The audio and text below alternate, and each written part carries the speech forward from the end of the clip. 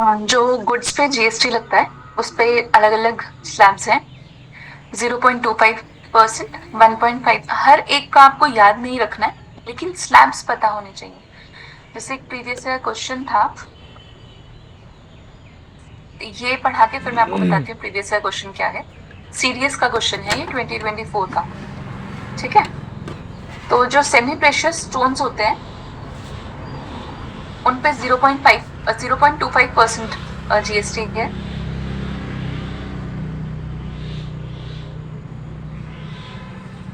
जैसे अनवर्कड rough diamonds पे,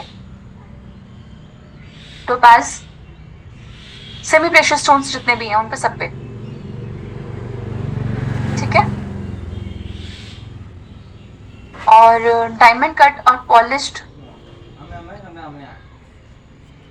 जो डायमंड्स होते हैं उन पे 1.50% है।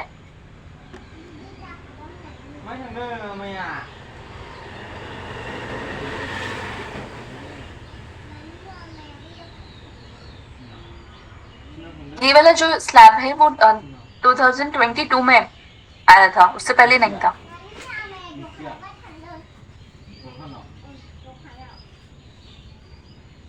ज्वेलरी, पर्ल्स, गोल्ड, सिल्वर, इन सब पे 3%।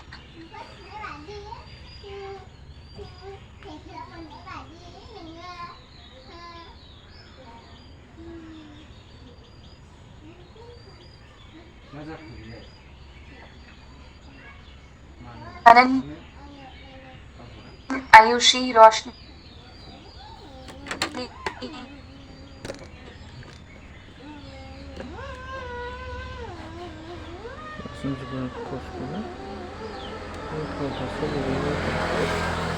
कुछ मिस तो नहीं आप लोग एक्सप्रेशन से, बट जब कैमरा ऑफ हो तो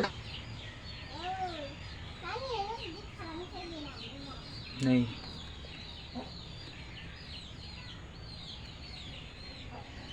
जब पता नहीं चलता कि कुछ मिस हुआ है नहीं हुआ है। Pankaj Shah, yes ma'am. फिर मिल्क,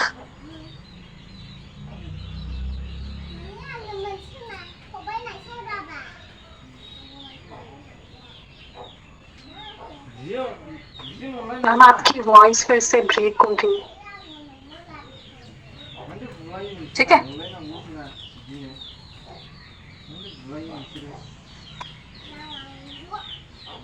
मैम फोर्थ क्या था? एक मिनट।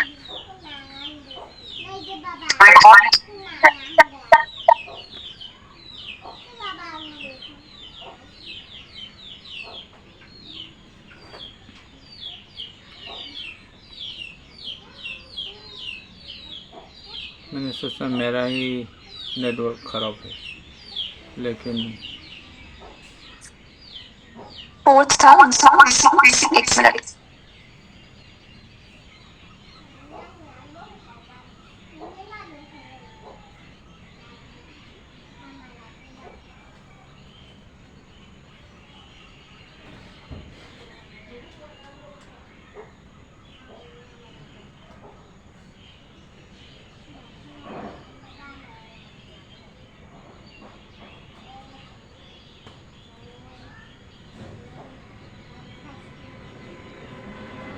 फोन से ज्वाइन करने पे वॉइस क्लियर है? यस। तो मैंने लैपटॉप से भी ज्वाइन किया हुआ है और फोन से भी।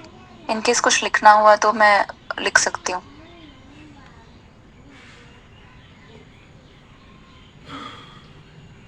फोर्थ है milk powder, baby food, pizza, bread, minerals, liquid,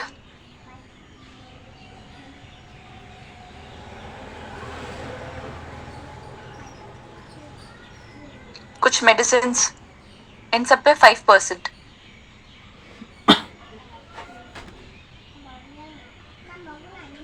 ठीक है,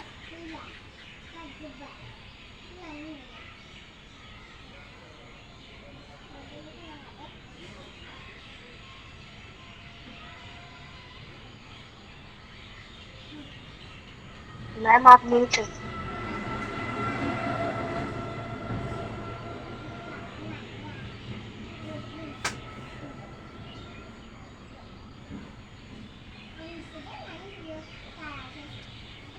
अब आवाज आ रही है? जी मैम। हर किसी का कितना जीएसटी है ये आपको याद नहीं रखना है, बस एक रफ आइडिया होना चाहिए, इसलिए मैं आप लोगों को बता रही हूँ किस पे कितना जीएसटी लगता है। इसके बाद हम एक सीडीएस का लास्ट ईयर पे क्वेश्चन देखेंगे जिससे आपको क्लियर हो जाएगा कि आपको याद क्या रखना है। ठीक है, तो टेक्सटाइल मेरा भी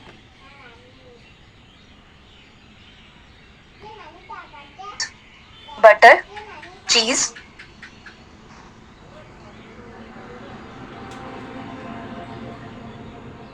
शुगर क्यूब्स, कुछ medicine, surgical items,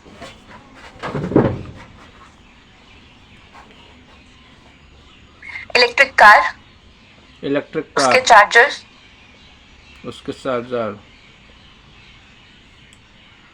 BRICS, brakes, notebooks, graph book, exercise book, notebook, graph book, exercise book,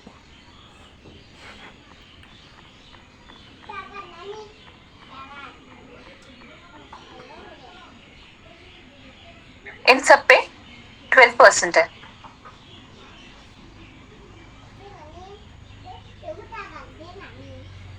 ठीक है,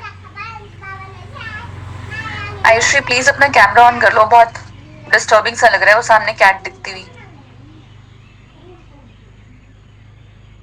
आयुषी नहीं, आयुश्री। ठीक है,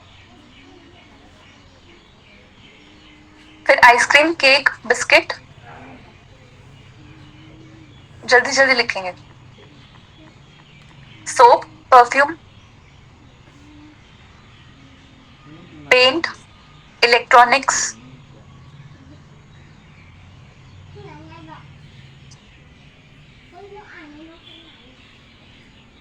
मोबाइल एसेसरीज, कुछ मेडिसिन,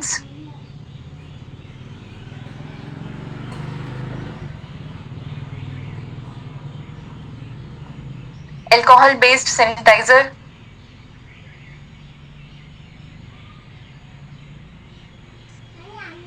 पेंट, पॉलिश, वैक्स और कुछ similar petroleum products.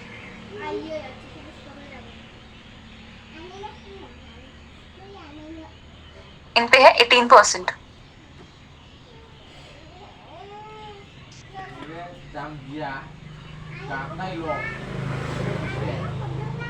Luxury goods पे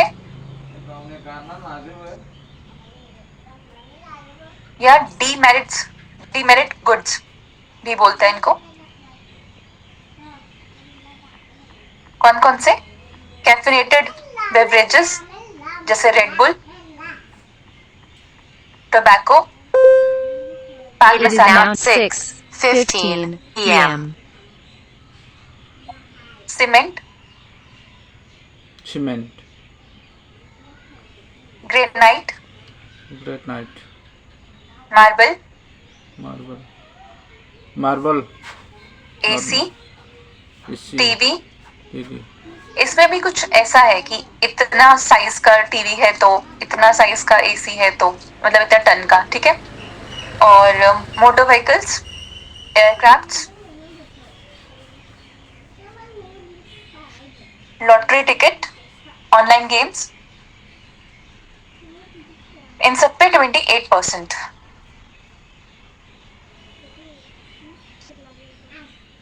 ठीक है, तो अब आपने क्या देखा? स्लैब्स क्या है? 0.25%, 1.50%, 3%, 5%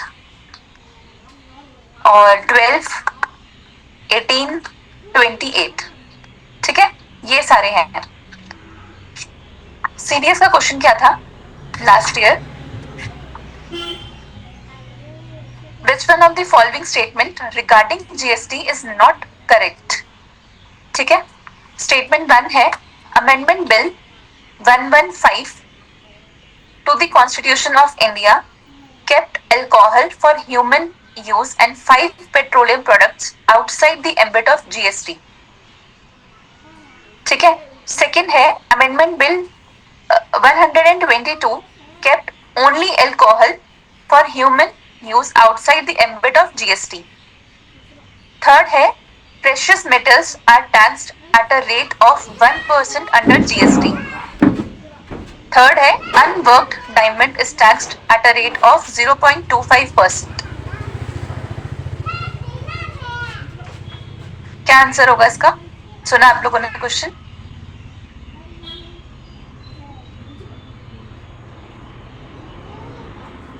क्या आंसर होगा इसका?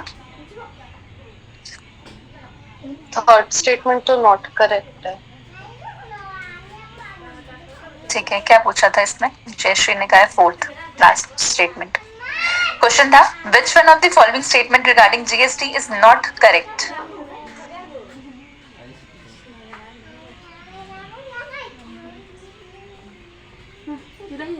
दे तो दिया आंसर आयुषी ने।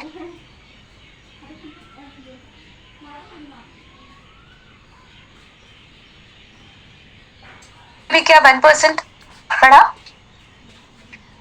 बस आप लोगों को इतना ही याद रखना है, ठीक है? तो एक रफ आइडिया जरूर होना चाहिए। जैसे आप प्रोडक्ट्स को जब देख रहे होंगे ना, तो आपको रफ आइडिया लग जाएगा कि अच्छा इस पे इतना % जीएसटी लग रहा है। तो अगर आपको बहुत डीप में नहीं भी पता होगा, स्लैब देख के पता, प्रोडक्ट देख के आपको स्लैब पता चल जाएगा कि इसमें आएगा। तो इस तरीके से क्वेश्चंस हैं।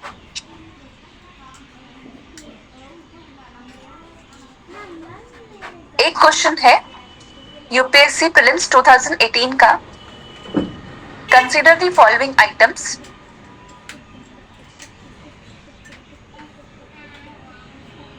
फर्स्ट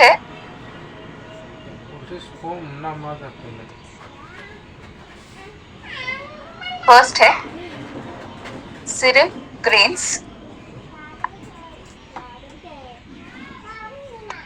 सेकेंड है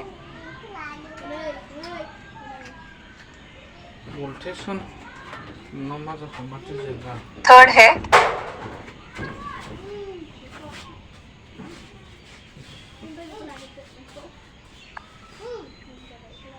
फोर्थ है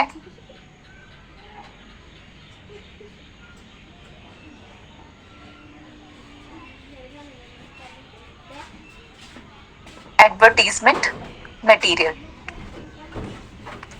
इसमें से बताना है which of the above items is और are exempted under GST. Ma'am screen off है, स्क्रीन ऑफ है, कंप्यूटर स्क्रीन। एक मिनट, ये शायद नेटवर्क इशू था और वो एग्जिट हो गया। मैं फिर से करती हूँ शेयर। अब विजिबल है?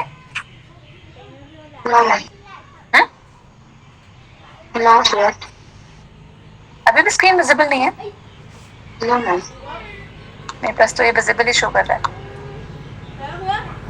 कोई नहीं, आप लिख लीजिए, मैं बोलती हूँ। इसका क्वेश्चन है कंसीडर द फॉलोइंग आइटम्स। ये पूछा गया था यूपीएससी प्रीलिम्स। आ गया, अब दिख रहा है स्क्रीन? क्वेश्चन क्या है कि इनमें से कौन से आइटम्स जीएसटी में एग्जेम्प्टेड हैं?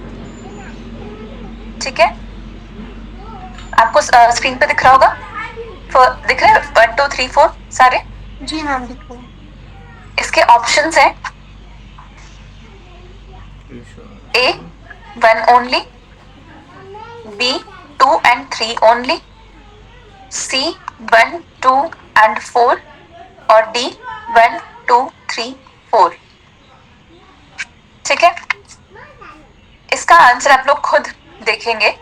मेरा पर्पस ये था इस क्वेश्चन को दिखाने का कि किस तरीके से क्वेश्चंस पूछे जाते हैं। ठीक है, चाहे वो सीडीएस हो या यूपीएससी हो या बाकी एग्जाम्स हो। ठीक है, कुछ क्वेश्चंस ईपीएफओ में ऐसे पूछने लगे हैं जो यूपीएससी के टाइप के हैं। बाकी एग्जाम्स के भी क्वेश्चंस अगर प्रीवियस से क्वेश्चंस आप देख पा रहे हैं तो साथ साथ देख लिया कीजिए। ठीक है,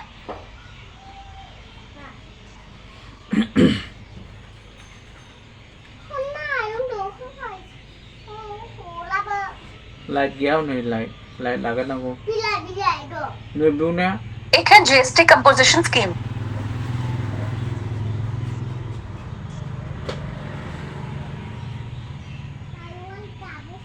इसमें क्या है, जो बहुत छोटे ट्रेडर्स होते हैं, अब जिनका बहुत बड़ा बिजनेस है, वो मंथली बेसिस पे जीएसटी पे कर सकते हैं, उनके पास सीए वगैरह सारी फैसिलिटीज होती हैं। लेकिन जिनका बहुत छोटा बिजनेस है उनके लिए बहुत हेक्टिक हो जाता है, और मतलब ईज ऑफ डूइंग बिजनेस को प्रमोट भी नहीं करता है। अगर वो मंथली बेसिस पे जीएसटी पे करें तो बहुत डिफिकल्ट हो जाता है उनके लिए सब कुछ मैनेज करना।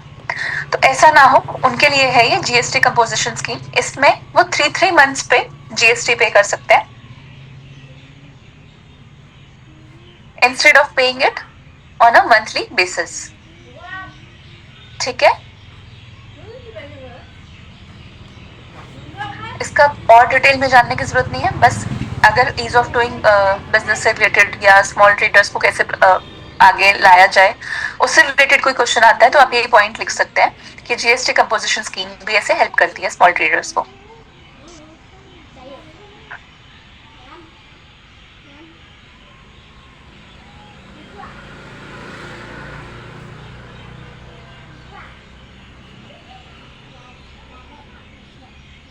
इतना समझ में आया?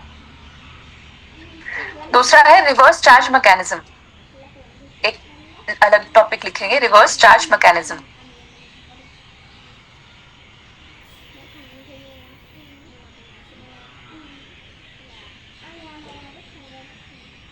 इसमें क्या होता है, जो जनरली होता है वो सेलर जीएसटी कलेक्ट करता है और गवर्नमेंट को पे करता है। रिवर्स चार्ज मैकेनिज्म में सपोज कोई सेलर है, लेकिन वो उसके पास जीएसटी नंबर नहीं है, उसमें वो रजिस्टर्ड नहीं है, तो बायर ही जीएसटी को गवर्नमेंट को पे करता है, तो ये रिवर्स हो गया। कुछ सिलेक्टेड केसेस में ऐसा होता है।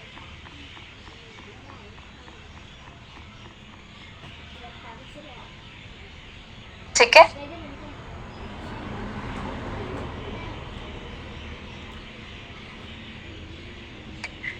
फिर आप नेक्स्ट उस टॉपिक लिखेंगे ई वे बिल सिस्टम। 2018 से ये स्टार्ट हुआ है।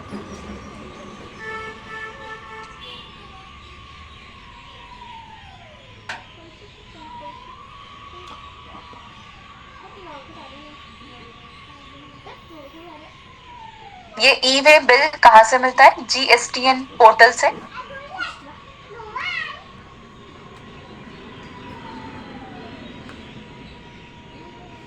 कोई भी truck, transport, cargo, shipping, aeroplane, कुछ भी इससे रिलेटेड कोई भी कंपनी अगर गुड्स जिनकी वैल्यू 50,000 या उससे ज्यादा है, इंटर स्टेट या इंट्रा स्टेट कुछ भी लेकर जा रहे हैं, तो उनको ये बिल जनरेट करना पड़ता है। कहाँ से? जीएसटीएन पोर्टल से। क्या होता है इसमें? सेल्फ डिक्लेरेशन होती है कि इस टाइप का गुड है, इतनी क्वांटिटी है, इतनी वैल्यू है।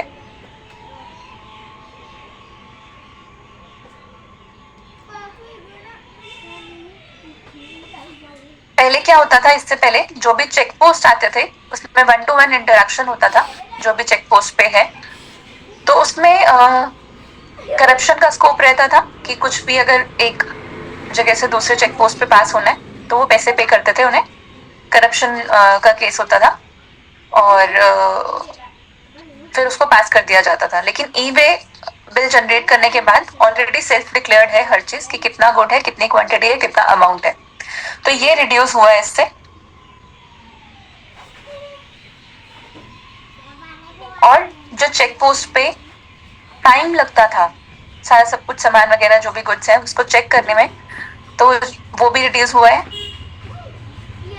और जो हैरासमेंट होती थी एक चेक पोस्ट पे, जो दादागिरी चलती थी, वो भी रिड्यूस हुई है। क्या क्या?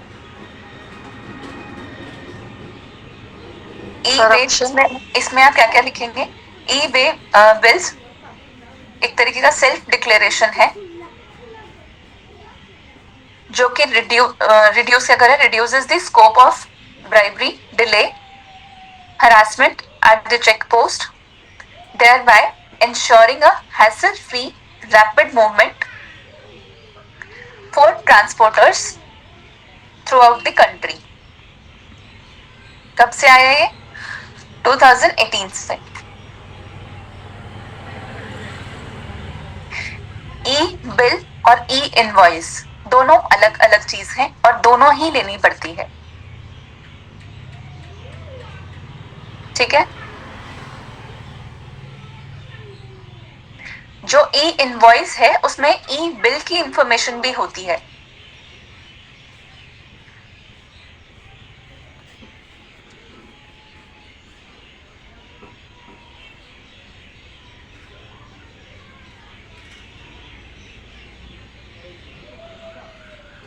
ठीक है. बिजनेसमैन जो गुड्स को सेल कर रहा है वो देता है ई इनवॉइस.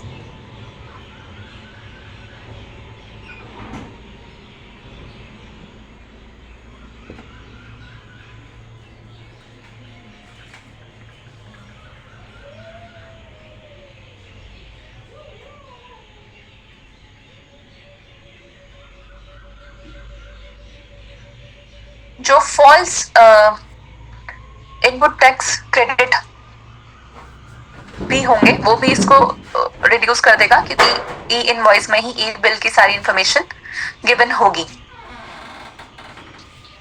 ठीक है. तो जो फेक इनवॉइसेस बना के लोग करते थे ये सारी चीजें वो भी इससे रिड्यूस हो जाएगी क्योंकि ई इनवॉइस में सारी इंफॉर्मेशन होती है. क्लियर है? मनन क्लियर है?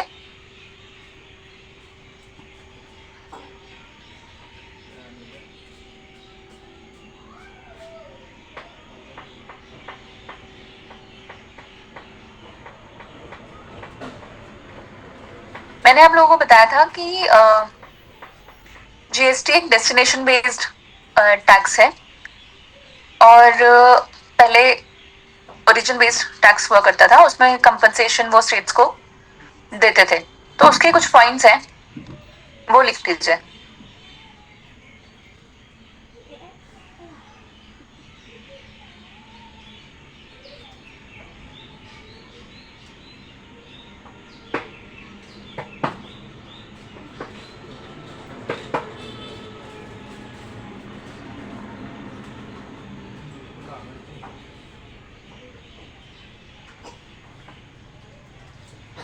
कंपनसेशन स्टेट्स को क्यों दिया जाता है? फर्स्ट पॉइंट है यूनियन गवर्नमेंट के लिए. For the union government source of tax collection, जो सबसे ज्यादा टैक्स कलेक्शन आता है वो क्या है? Corporate tax. कॉर्पोरेट टैक्स सबको पता है क्या है. और पर्सनल इनकम टैक्स भी सबको पता है क्या होता है. दोनों ही डायरेक्ट टैक्सेस हैं और जीएसटी रेजिम से बाहर है. ठीक है.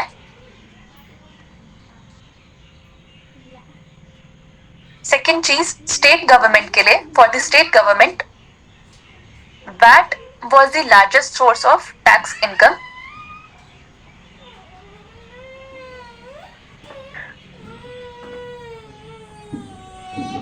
But it is to be subsumed under GST.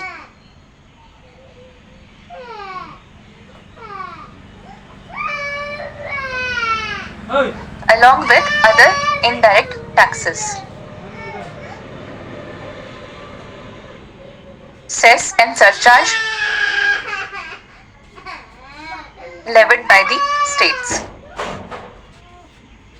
इसलिए स्टेट्स को ये डर लगता था कि उनके जो टैक्सेस हैं, उनका जो रेवेन्यू है वो इनकम डिक्रीज हो जाएगी. Therefore, states were afraid their revenue income will decrease.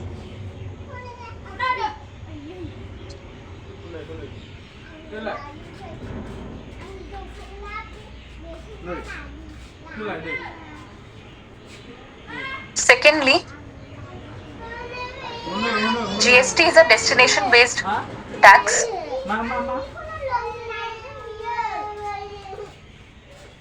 Therefore, industrialized states, जैसे हमने गुजरात और दिल्ली का एग्जाम्पल लिया था, are not happy with it.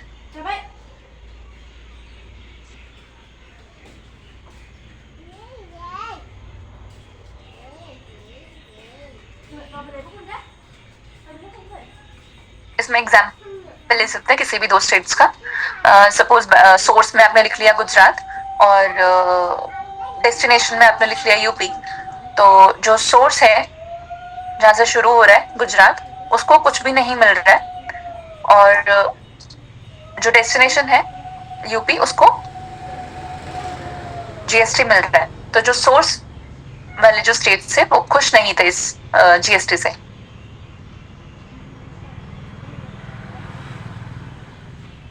Industrialised states जैसे कि गुजरात, महाराष्ट्र, तमिलनाडु, इनको कम एसजीएसटी मिलता था जब पहले के वैट रेजिम से कंपेयर किया जाए.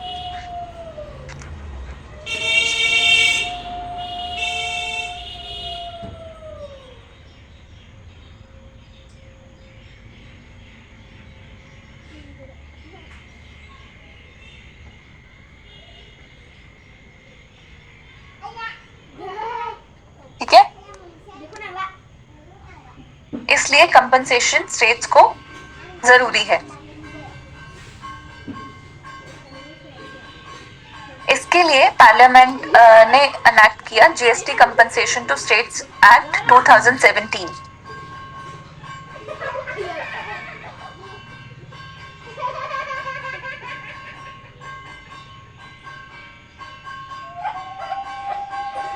ठीक है,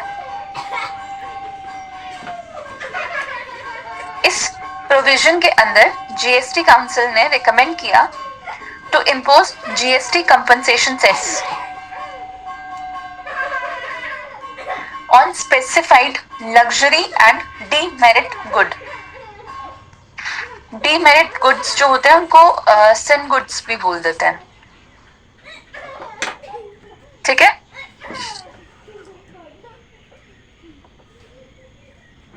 On luxury and demerit goods.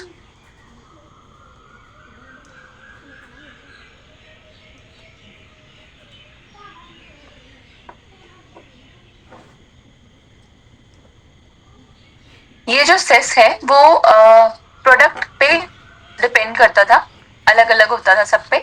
जैसे पान मसाला पे 60%, टोबैको प्रोडक्ट्स पे अलग, फिर कैफिनेटेड बेवरेजेस पे 12%, कोल पे ₹400 per ton, motor vehicles aircraft 3 to 22% depending on the vehicle.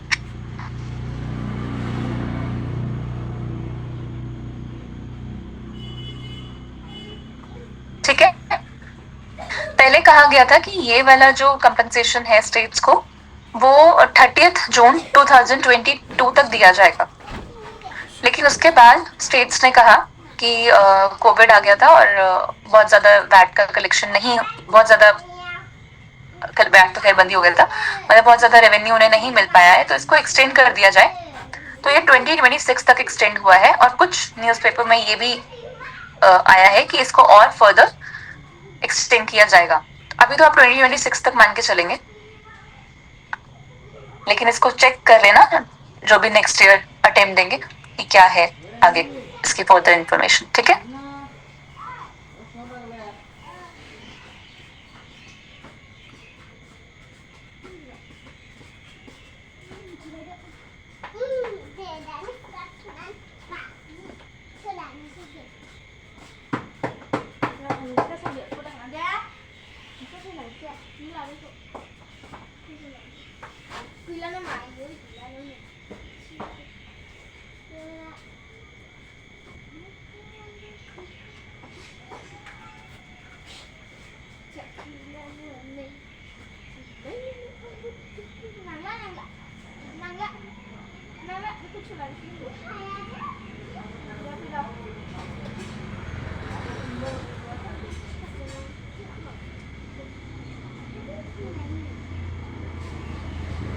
इसमें एक कंट्रोवर्सी भी है कोविड के टाइम की।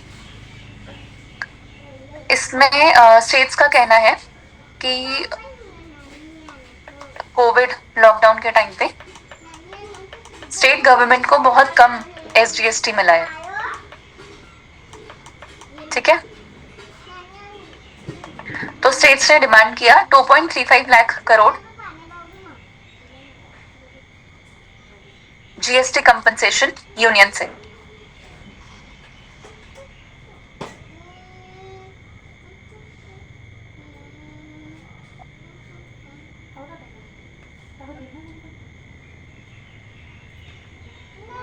ठीक है, तो यूनियन गवर्नमेंट ने कहा कि GST कंपनसेशन एक्ट के अंदर हम लीगली बाइंडेड नहीं है इतना लार्ज अमाउंट पे करने के लिए अनएक्सपेक्टेड सर्कमस्टांसेस में, और कोविड एक अनएक्सपेक्टेड सर्कमस्टांस था। तो उनका मैंने आपको फोर्स से मेजोरे एक वर्ड बताया था शायद 3rd 4th क्लास में, याद है।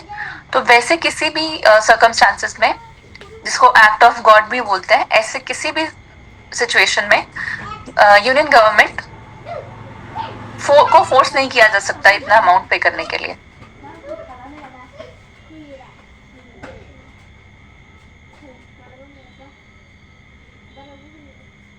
ठीक है, तो यूनियन गवर्नमेंट ने कहा कि हम तो ओरिजिनली एस्टिमेटेड अमाउंट जो है वो थी 97 करोड़, उतना ही पे कर सकते हैं स्टेट्स को। तो स्टेट कितना डिमांड कर रहा था? 2.35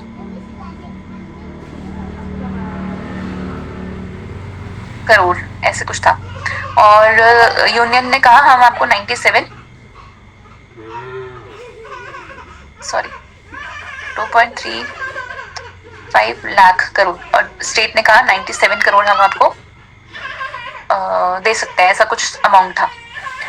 अमाउंट जरूरी नहीं है, बट ये कंट्रोवर्सी पता होनी चाहिए कि ऐसा कुछ भी था, और क्या यूनियन गवर्नमेंट ने रिप्लाई किया, क्या स्टेट गवर्नमेंट का उसमें टेक था।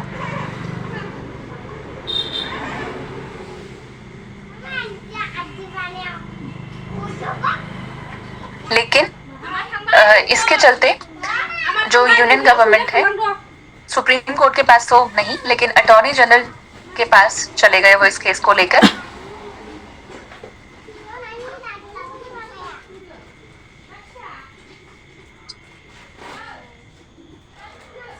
लेकिन उन्होंने स्टेट्स के फेवर में ही डिसीजन लिया और कहा कि GST कंपनसेशन एक्ट कोई ऐसा एक्सेप्शन नहीं देता है, जैसा आप लोगों ने बोला है कि एक्ट ऑफ गॉड है, अनएक्सपेक्टेड सर्कमस्टांसेस है। उस टाइम तक तो पता नहीं था कोविड का कुछ भी, ठीक है। तो यूनियन गवर्नमेंट को पूरा अमाउंट जो लॉस का अमाउंट है 2.35 लाख करोड़ वो स्टेट गवर्नमेंट को देना पड़ेगा।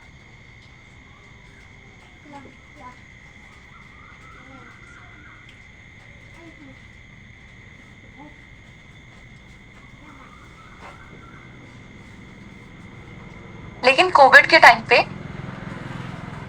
सेल्स डिक्रीज हुई थी, GST कंपनसेशन सेस कलेक्शन भी डिक्रीज हुआ था।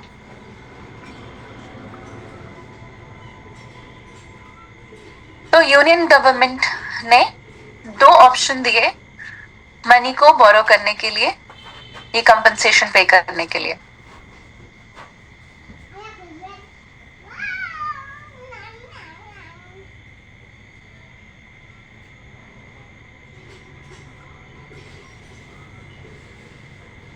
ठीक है, क्या 2 ऑप्शन थे ये जानना जरूरी नहीं है, बट इनका फिर बीच में कुछ बात चली और वो सेटलमेंट हुई कि ना 2.35 लाख करोड़ ना 97 करोड़, इनका सेटलमेंट हुआ था 1.10 लाख करोड़ पे, जो स्टेट को दिए जाएंगे, मतलब दिए गए।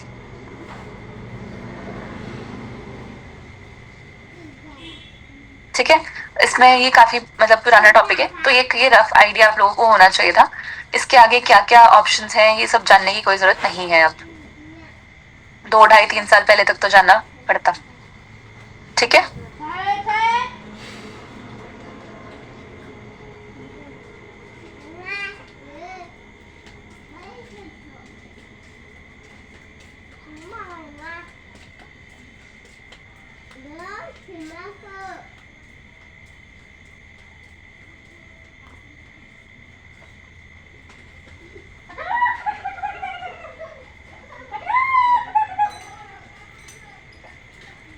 अब मैंने आप लोगों को बताया कि इनपुट टैक्स क्रेडिट मिलता है, ये सबको याद है? एक मिनट,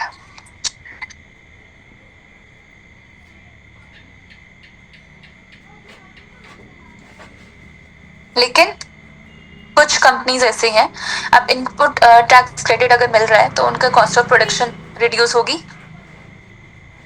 उसके बाद भी कंपनीज अपने प्रोडक्ट का प्राइस रिड्यूस नहीं कर रही थी और बर्डन कंज्यूमर पे आ रहा था, तो उसके लिए है नेशनल एंटी प्रॉफिटरिंग अथॉरिटी।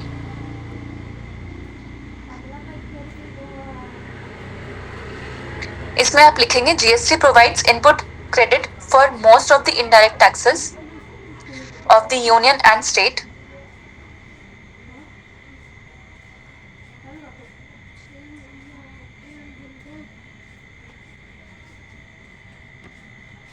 तो एंटरप्रेन्योर्स का cost of production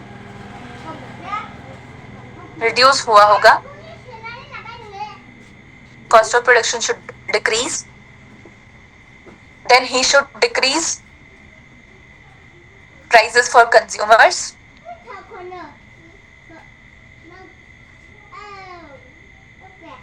yet many companies had not reduced their prices.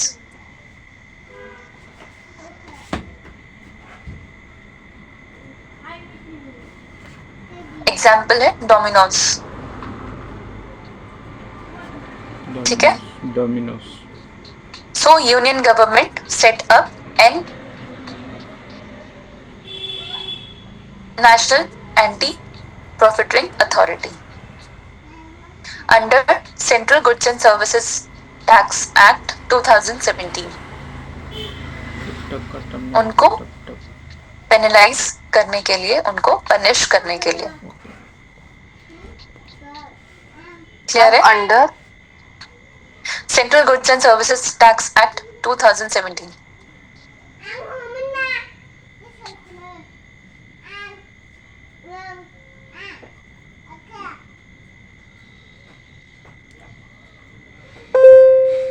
It is now 6:45 p.m. ठीक है,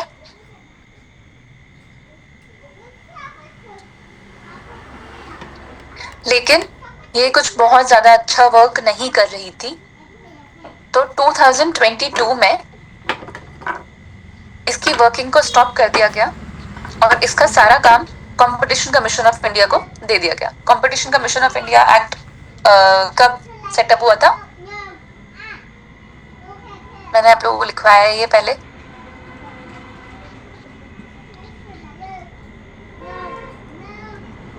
तो अब इससे रिलेटेड जितना भी वर्क है वो कंपटीशन कमीशन ऑफ इंडिया देखता है, जो कि एक स्टैट्यूटरी बॉडी है मिनिस्ट्री ऑफ कॉर्पोरेट अफेयर्स के अंदर, जो सेटअप की गई थी कंपटीशन एक्ट 2002 के अंदर। ठीक है,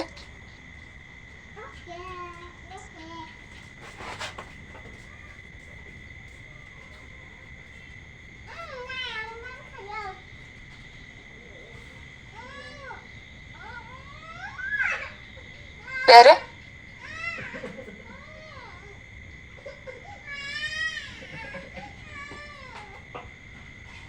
अब है authority for advance ruling. Authority for Advance Ruling. ये क्या है?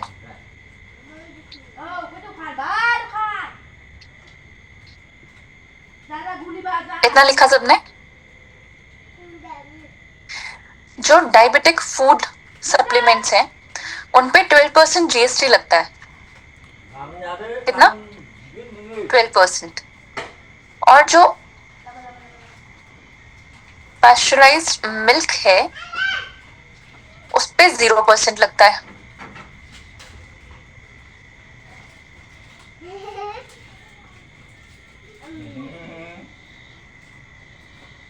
पहले मैंने क्या बताया? जो डायबिटिक फूड सप्लीमेंट है उस पे कितना लगता है? 12%। इस एग्जाम्पल को समझेंगे। और पास्चराइज्ड मिल्क पे कितना लगता है? 0%। सपोज अमूल प्लान करे कुछ ऐसा डायबिटिक फूड सप्लीमेंट, मतलब उस पे जो लेबल उसने जो उस पे जो लेबल लगा होता है ना, बॉटल पे स्टिकर लगा होता है, उस पे लिखा हो camel milk is easy to digest, high in insulin like protein, hence beneficial for diabetic person. ठीक है। अब ये है कौन सा? Pasteurised milk. लेकिन क्योंकि उसके लेबल पे क्या आ गया कि वो डायबिटिक फूड है और जो डायबिटिक पर्सन है उनके लिए बेनिफिशियल है, अब उसको 0% जीएसटी पे करना है या 12%। ठीक है। जो भी इससे रिलेटेड अथॉरिटी होगी, अगर वो जीएसटी 0% करता है तो भी उस पर केस कर सकती है, 12% पे करता है तो भी कर सकती है कि आप ये क्या कर रहे हैं।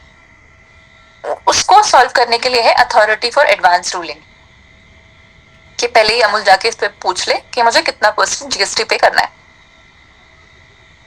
क्लियर है?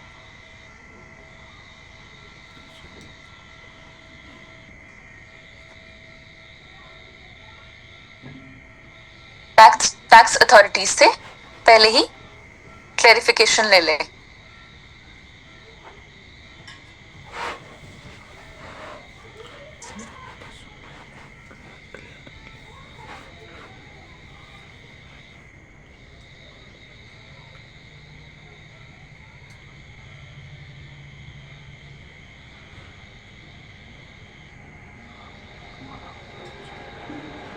ठीक है, इतना लिख लिया सबने?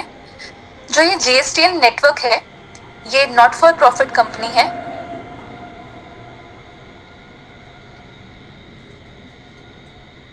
मैंने आप लोगों को बताया था नॉट फॉर प्रॉफिट कंपनी क्या होती है, कोई बता सकता है?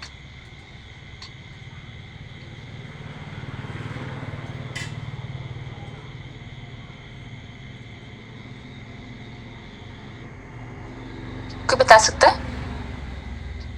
किसी को याद है? मैम प्रॉफिट तो नहीं जनरेट करती पर इंटरेस्ट। नहीं, मैं यही नहीं सुनना चाह रही थी। मैम बस एनपीसीआई का एग्जांपल याद है जो आपने बताया था। मैंने बताया था NPCI कि नॉट फॉर प्रॉफिट कंपनी ऐसा नहीं है कि वो प्रॉफिट जनरेट नहीं करती, जो जयश्री ने कहा। ठीक है, वो प्रॉफिट जनरेट करती है बट वो उसको यूज नहीं करती, उसको री इन्वेस्ट कर देती है अपने ही बिजनेस में। ठीक है, इसकी जो ओनरशिप है जीएसटी नेटवर्क की 2013 से 18 तक यूनियन गवर्नमेंट की थी 24.5%,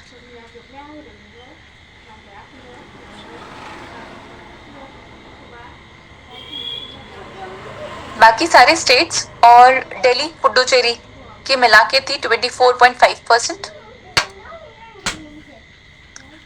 non government financial institutions ICIC bank जैसे नेशनल स्टॉक एक्सचेंज, इन सब की थी 51%। 2018 के बाद यूनियन गवर्नमेंट की है 50% और स्टेट गवर्नमेंट की है 50%, और जो नॉन गवर्नमेंट फाइनेंशियल इंस्टीट्यूशंस थे उनकी है 0%।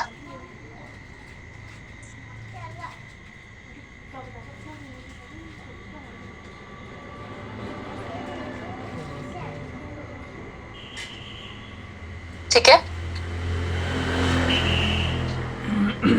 इसका एक वेब पोर्टल है जीएसटीएन ऑनलाइन पोर्टल। जहां पे सप्लायर्स रजिस्टर करते हैं, जीएसटी पे करते हैं, इनपुट टैक्स क्रेडिट जहां पे उन लोगों को मिलता है, ई वे बिल यहीं से जनरेट होता है।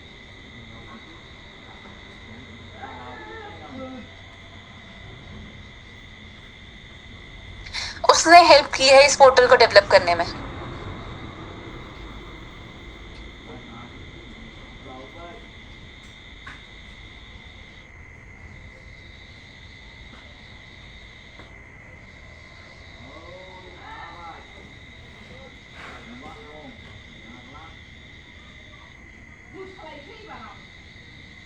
ठीक है, अब जैसे मैंने बताया जीएसटी का एक अपना वेब पोर्टल है। क्या है, क्या है? GSTN. टीएन। कस्टम ड्यूटी तो स्विफ्ट मैसेजिंग सिस्टम से। ठीक है, मतलब एसोसिएटेड वेब पोर्टल क्या है ये बता रही हूँ मैं आप लोगों को। एक्साइज ड्यूटी के लिए है ACES।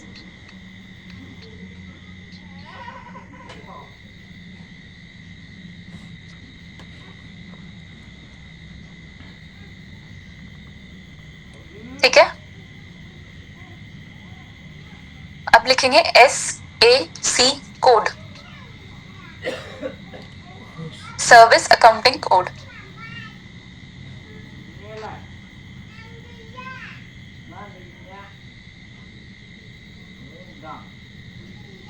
ये यूज किया जाता है,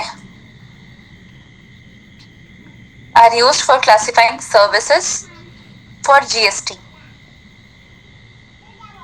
फॉर एग्जाम्पल, कोचिंग सर्विसेज, तो उनका कुछ कोड होता है, SAC कोड नंबर लिखा होता है, 18% GST। ठीक है, फिर है HSN कोड।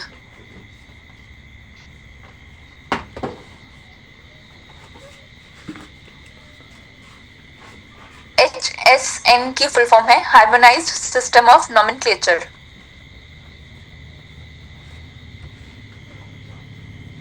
ठीक है,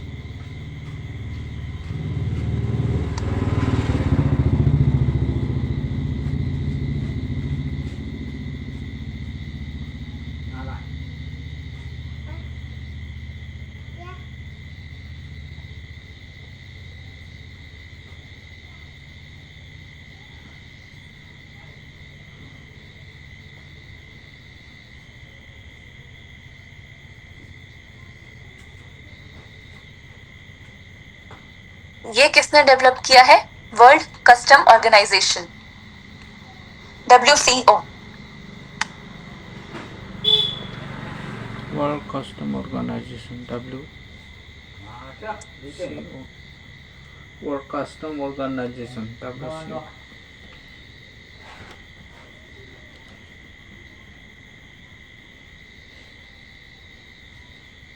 HSN is used for classifying goods for GST rates.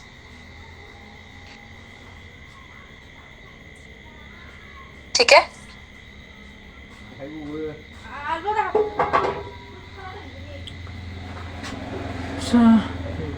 ये दोनों ही कोड जो मैंने आप लोगों को बताए, HSN और SAC, ये कोड्स हेल्प करते हैं computerised accounting, billing, digitisation,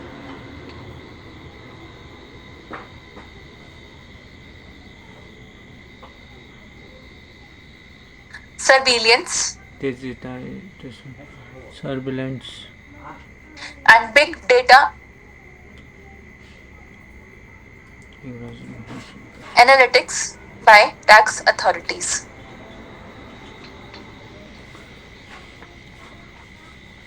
ma'am surveillance के बाद क्या बोला आपने? And big data analytics by surveillance tax authorities. लिख लिया इतना सबने?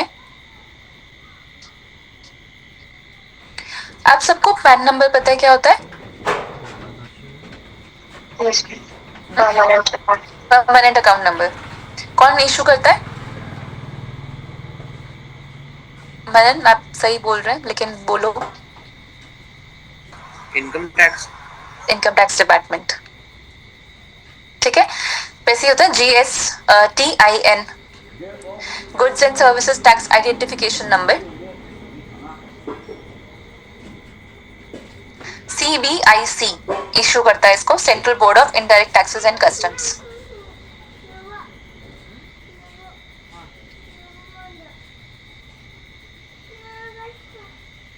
ठीक है।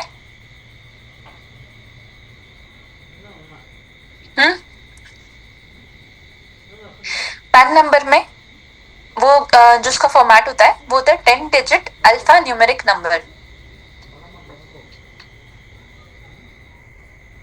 और GSTIN में पहले होता है 2 digit state code plus 10 digit pan number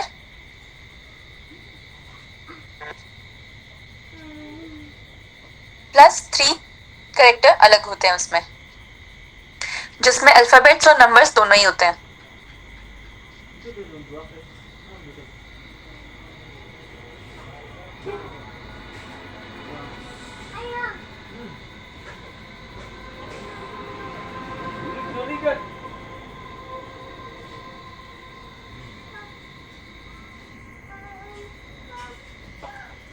pan number किस किस को लेना होता है?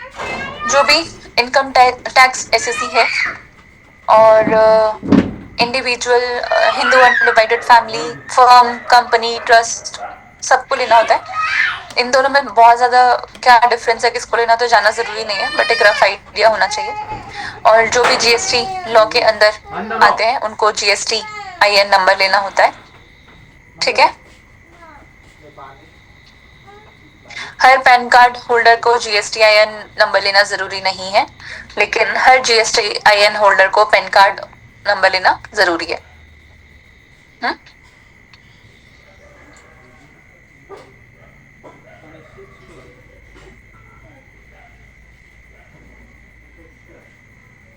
एक पैन नंबर पर इंडिविजुअल, लेकिन अगर कोई फर्म है जो ऑपरेट कर रही है एक से ज्यादा स्टेट पे तो सेपरेट GST रजिस्ट्रेशन नंबर चाहिए होगा फॉर ईच स्टेट।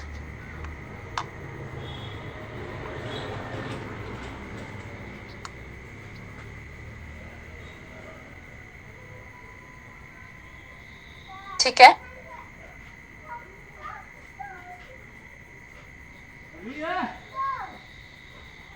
GST के बेनिफिट्स क्या क्या है?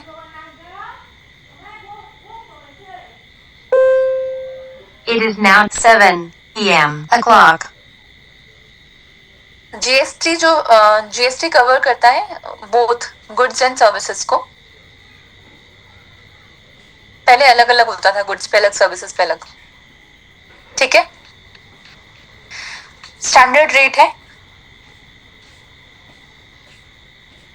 Minimal number of cess and surcharge. Sorry.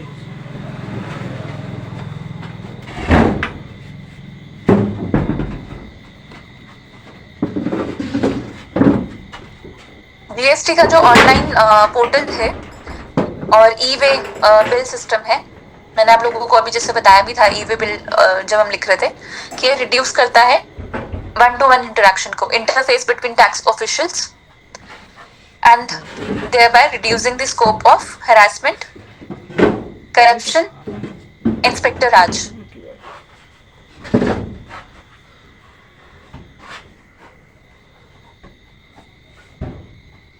Clear है? GST से पहले टैक्स ऑन टैक्स लग रहा था, लेकिन हमने कास्केडिंग इफेक्ट में देखा कि इनपुट टैक्स क्रेडिट मिल जाता है, और जिसकी वजह से अब इसका एक बेनिफिट ये हो गया, GST input credit system decreases the cascading effect of taxes,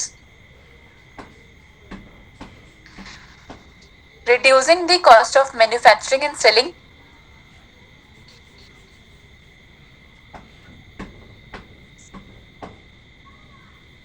ठीक है। while its anti-profiteering authority ensures that such benefits are passed to the customers. ये सब टॉपिक मैं आपको ma'am while its anti profiting authority, ये सब टॉपिक मैं आपको एक्सप्लेन कर चुकी हूँ. कोई भी ऐसा पॉइंट नहीं है जो समझ में नहीं आ रहा होगा.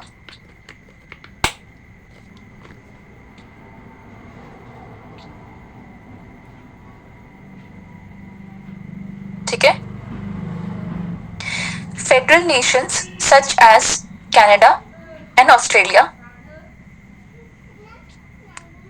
shifted from VAT to GST regime.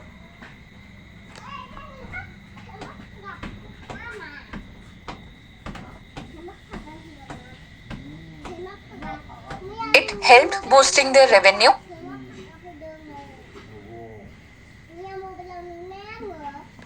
GDP and exports.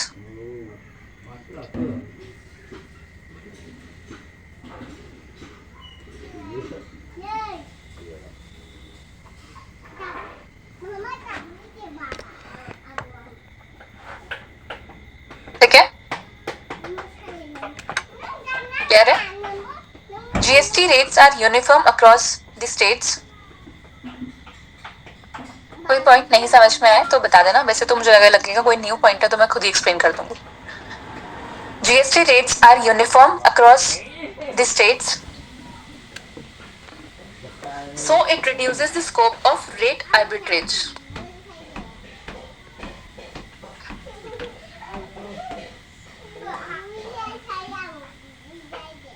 ठीक है.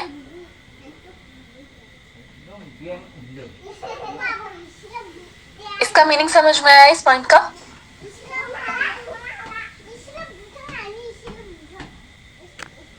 आयुषी, जयश्री, मयूरी, मनन, पंकज, सबका नाम लेके पूछो. समझ में आया ये पॉइंट? हाँ मैम, रैंडमली जो करते वो नहीं कर सकते. Randomly tax. मनन आप एक्सप्लेन करेंगे?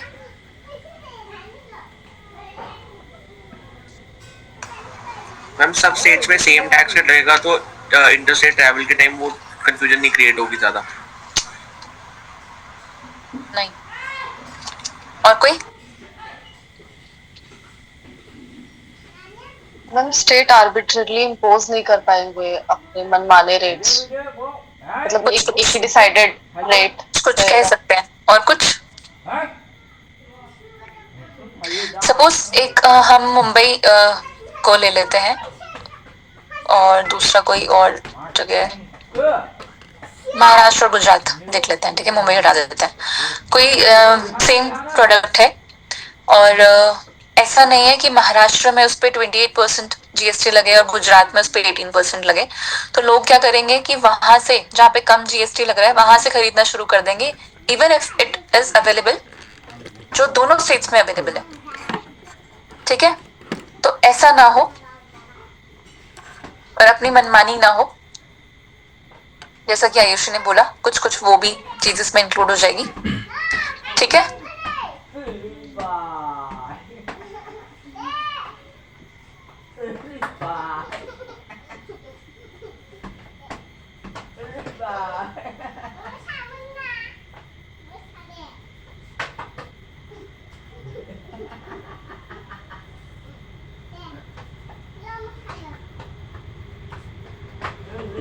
दोनों ही CGST और SGST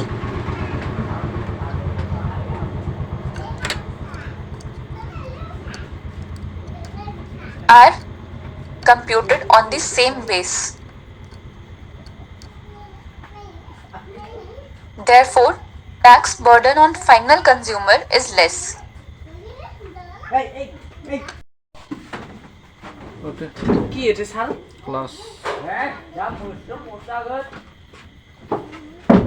এটি বানাতে পুরো নিয়ে हाँ? Clear है? Therefore, GST will help to create a unified common national market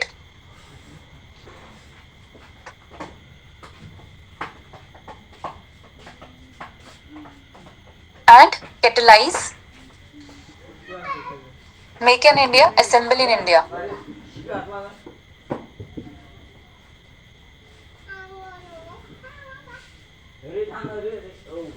ठीक है,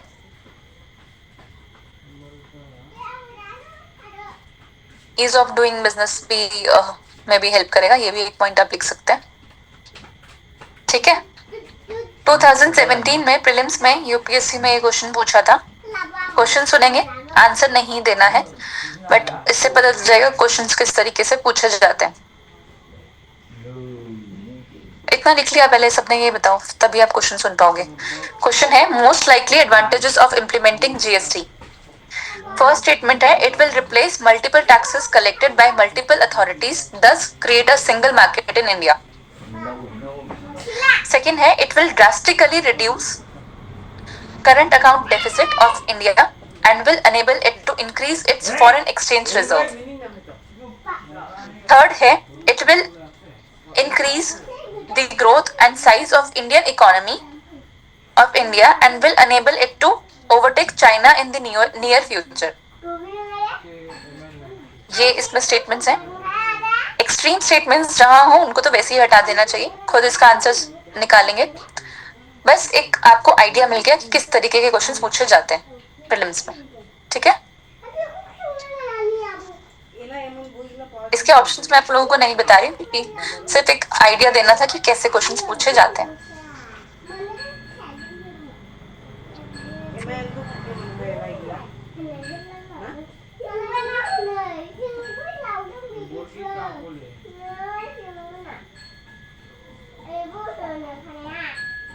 ये टॉपिक हमारा इनडायरेक्ट टैक्सेस का खत्म हो गया। इसके बाद हमें फाइनेंस कमीशन पढ़ना है।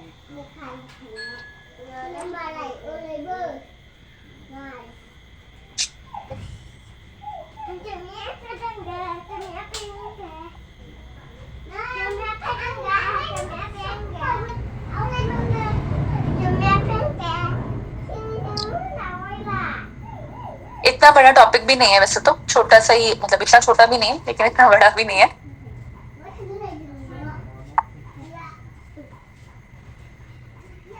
फोन मुझे चार्जिंग पे लगाना पड़ेगा, फोन ओवरहीट हो रहा है। हो जाओ अरे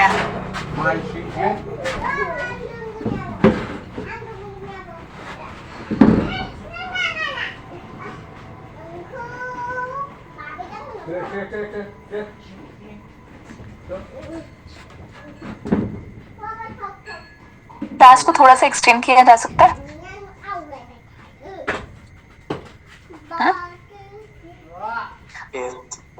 10 या 15 मिनट का ब्रेक लेके मैं तब तक फोन चार्जिंग पे लगा देती हूँ और फिर क्लास को थोड़ा एक्सटेंड कर लेंगे।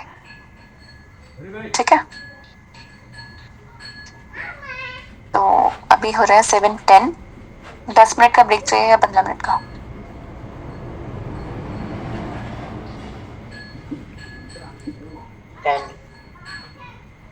10 मिनट का ब्रेक लेते हैं। 7:10 हो रहा है, 7:20 पे मिलते हैं। मयूरी, मेरी वॉइस क्लियर आ रही है अब? Yes, ma'am. हाँ मैम।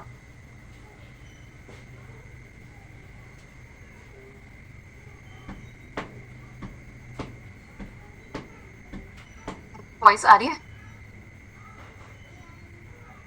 जी मैम, आ रही है। वीडियो ऑडियो क्लियर है? जी मैम।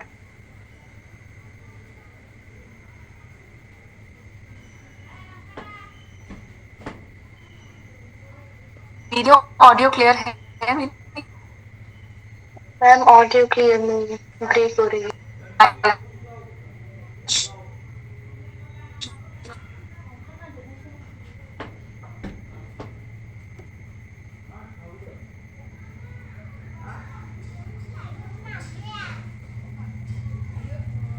ऑडियो ब्रेक हो रही है। वीडियो अटक गई है। फिर फोन से कनेक्ट करते हैं।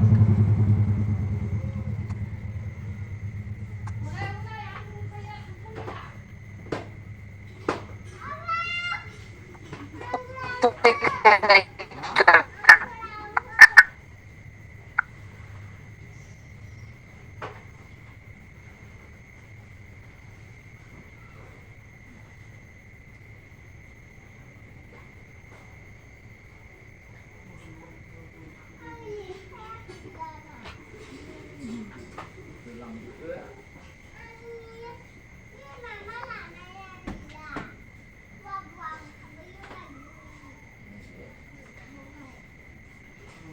nó lọt cái làm này cô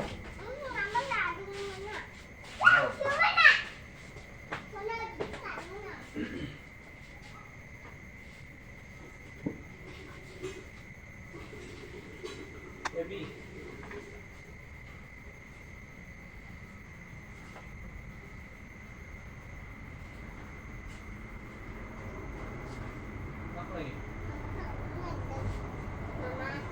सब दिख रही है, स्क्रीन विजिबल है, Yes, ma'am.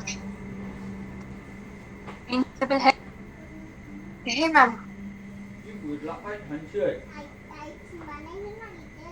ở đây ra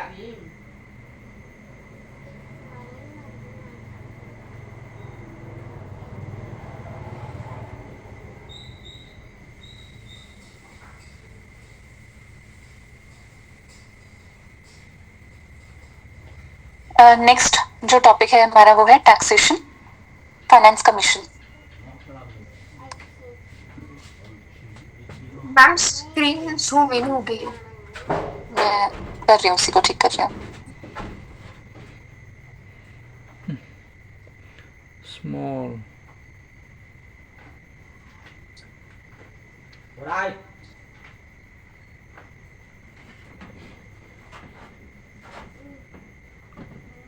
và sát rừng răng người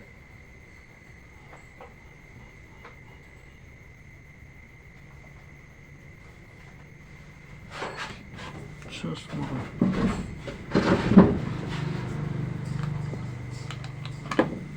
next topic क्या है हमारा? Taxation, finance commission.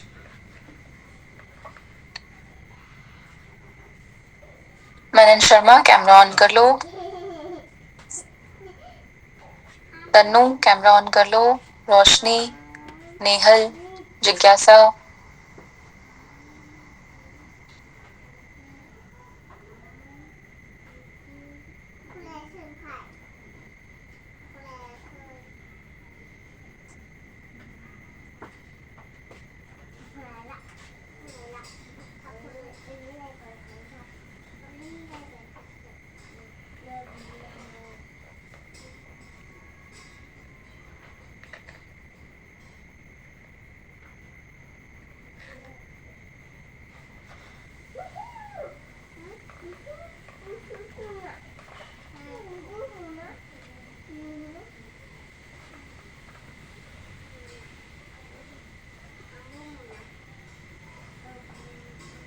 ये आवाज आ रही है क्लियर? Yes. अभी 2-3 डेज पहले ना शिफ्ट किया और ये यहाँ पे वाईफाई बिल्कुल वर्क ही नहीं कर रहा है। मेरे लिए भी बहुत ऐसा हो गया है कि कभी फोन से ज्वाइन कर रही हूँ, कभी लैपटॉप से ज्वाइन कर रही हूँ। लैपटॉप फोन से ज्वाइन कर रही हूँ तो लिख नहीं पा रही हूँ, और साथ साथ फोन ओवर हीट कर रहा है, कभी म्यूट हो जाता है, कभी स्क्रीन शेयर नहीं हो रही है। यही चल रहा है अभी। टाइम कम है, अदरवाइज मैं थोड़ा सा ब्रेक लेके फिर करवाती। तो अपना टॉपिक शुरू करते हैं। फाइनेंस कमीशन कौन से आर्टिकल में है? मनन ने लास्ट क्लास में बताया था। पंकज, मयूरी, आप सबका, मयूरी का तो कैमरा ऑन है बट मुझे लैपटॉप में ऑफ दिख रहा है। पंकज का भी कैमरा ऑन है, पता नहीं क्यों लैपटॉप में ऑन ऑफ दिख रहा है। ठीक है, फाइनेंस कमीशन कौन से आर्टिकल में है?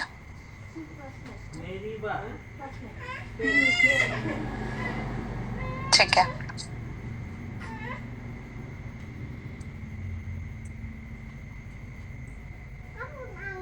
Fiscal federalism.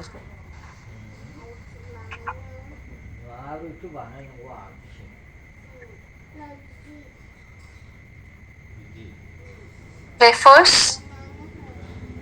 to the division. ये स्टार्ट पता नहीं कैसे आ गया, ये डिवीजन है. Division of responsibilities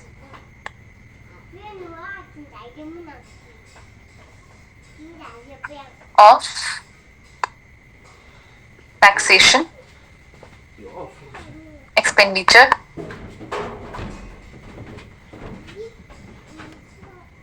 between the different levels of the government.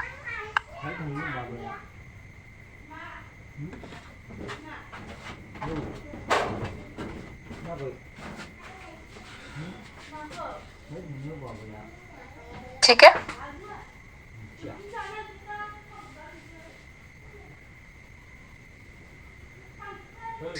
While the seventh schedule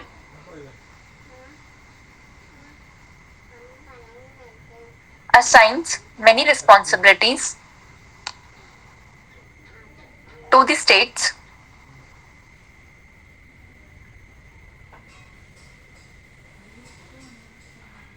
but their taxation powers is relatively low.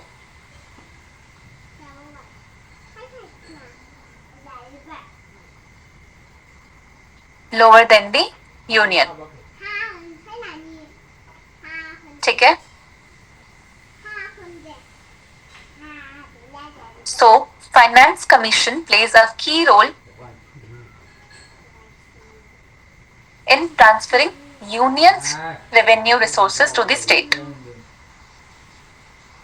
मैं आपको लास्ट 2 क्लासेस में कई बार बता चुकी हूँ कि फाइनेंस कमीशन कैसे, जो मैंने बताया था कि इतना इसका पैसा भी 41% स्टेट्स को देना होता है.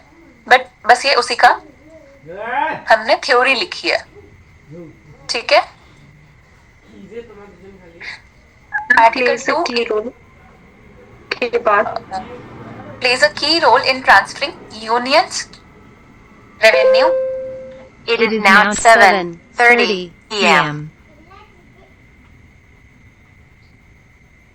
resources to the states. Clear है? क्लियर है? जी ma'am. Article 280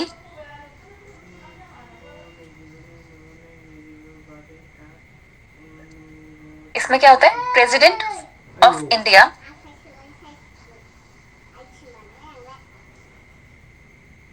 forms a finance commission, जो कि एक क्वाज़ी जुडिशियल बॉडी है.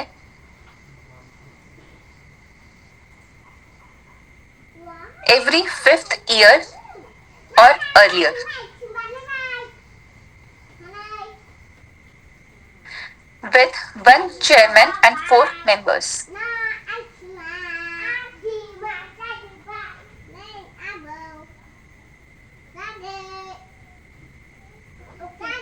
ठीक है. और ये मेंबर्स रीअपॉइंटमेंट के लिए एलिजिबल होते हैं. ये सब कुछ आप पॉलिटी में लक्ष्मीकांत में रीड कर लेना कि एलिजिबल है या नहीं है, बट ये एलिजिबल होते हैं रीअपॉइंटमेंट के लिए. और रिकमेंडेशंस जो है वो गवर्नमेंट पे बाइंडिंग नहीं होती है, बट यूजुअली रिकमेंडेशंस जो भी होती है मेंबर्स के लिए वो रिजेक्ट भी नहीं की जाती हैं. ठीक है.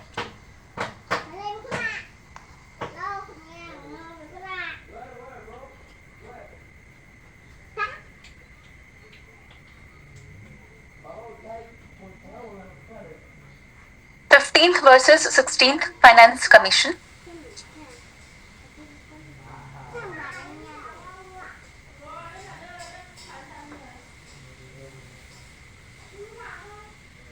चेयरमैन कौन थे 15th फाइनेंस कमीशन में, ये आप देखेंगे. और 16th फाइनेंस कमीशन में कौन है ये भी आप देखेंगे. जो 16th फाइनेंस कमीशन में चेयरमैन है वो फॉर्मर वाइस चेयरमैन भी रहे हैं नीति आयोग के. लेकिन अगर मैंने बता दिया तो फिर आप भूल जाएंगे. इससे बेटर है आप गूगल करें, उनका नाम देखें. जरूरी नहीं है बट देख लेना.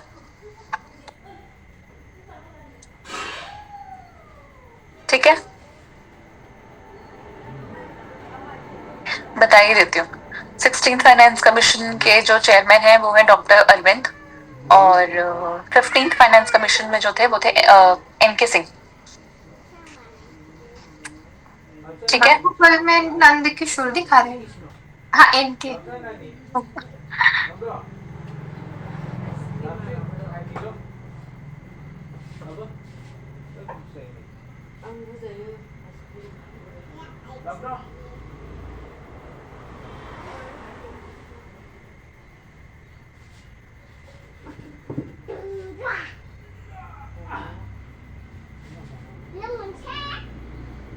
फाइनेंस आर्टिकल 280 में जो दिया हुआ है वो ये है, finance commission is to be constituted every 5th year और अर्लियर। लेकिन नॉर्मली एवरी 5 ईयर्स में फाइनेंस कमीशन सेटअप नहीं होता है।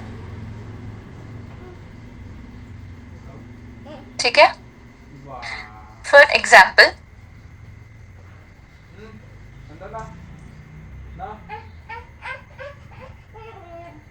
1998 में गैप ऑफ 6 ईयर्स था, फिर 2023 में भी।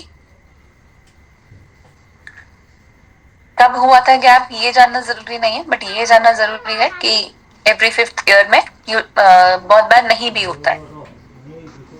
ठीक है,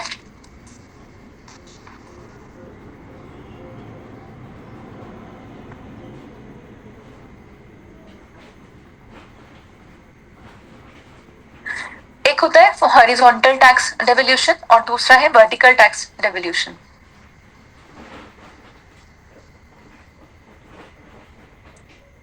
वर्टिकल टैक्स डेवल्यूशन मतलब जो यूनियन से स्टेट में पैसे जाते हैं।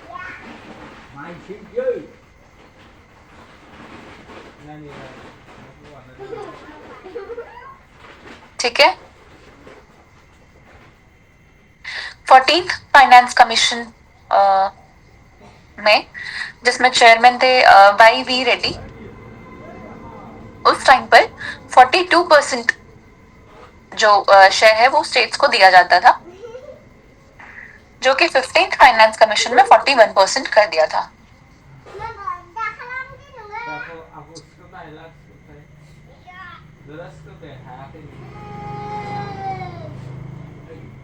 ठीक है, और ये 41% मतलब 1% रिड्यूस इसलिए किया था, जो इसका जस्टिफिकेशन दी थी वो ये थी कि 1% extra union should keep for union territory of Jammu and Kashmir and Ladakh security. ठीक है,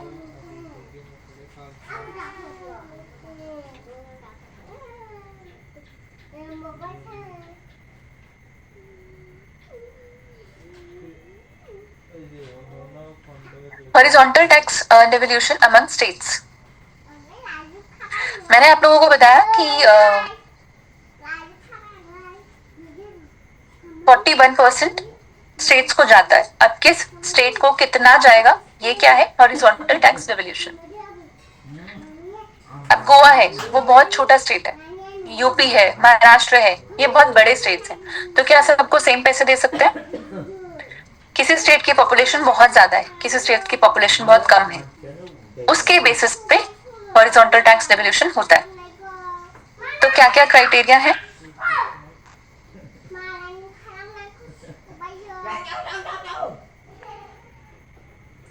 इनकम,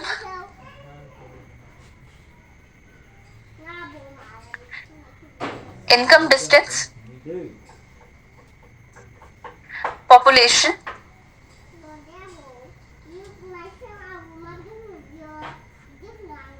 एरिया,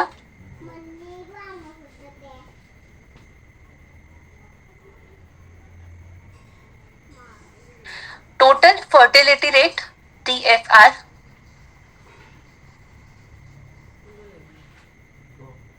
ये TFR वगैरह तो अपने सोसाइटी में भी आप लोग पढ़ रहे होंगे, न्यूज़पेपर वगैरह में आता रहता है। सोसाइटी कौन से पेपर में आता है GS के? Society this one. इतना सोच के क्यों बोल रहे हो? सिलेबस तो देखा होगा ना सबने, तो ये TFR वगैरह भी आप लोग साथ साथ न्यूज़पेपर से पढ़ते रहिए।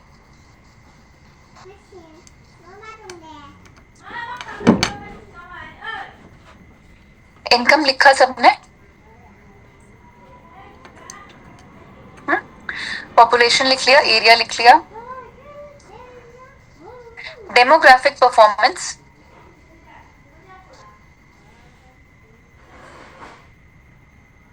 फॉरेस्ट एंड इकोलॉजी,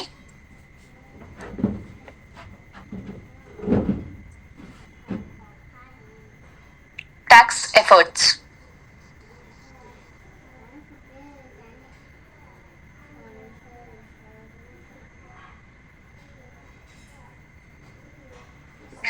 अब इसमें भी परसेंटेज डिसाइडेड है। जैसे इनकम डिस्टेंस अगर देखना हो तो इसको 45%,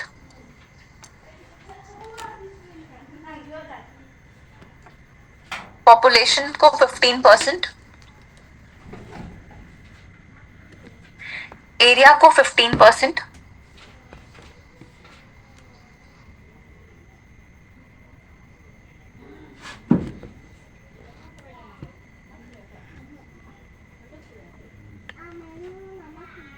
डेमोग्राफिक परफॉर्मेंस। अब कुछ स्टेट्स का ये कहना था कि हमारा तो ये टोटल फर्टिलिटी रेट कम है, तो पैसे उस हिसाब से तो क्या फायदा हुआ इसको कम करने का, ठीक है। तो उसके बेसिस पे पैसे मिलते हैं कि जिनका TFR, जिनका टोटल फर्टिलिटी रेट कम, उनको ज्यादा पैसे। इसका परसेंटेज कितना है? 12.5%।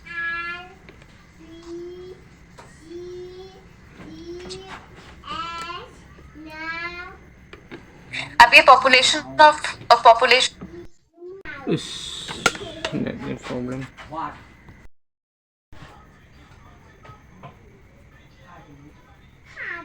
अब कुछ स्टेट्स को ऐसा हो सकता है कि ग्रांट्स मिलने के बाद भी वो डेफिसिट में है, ठीक है, तो उनको भी ग्रांट्स दिए जाते हैं, जिसको बोलते हैं post devolution revenue deficit grants,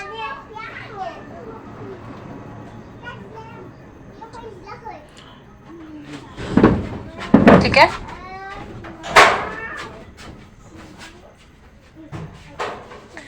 disaster management grants,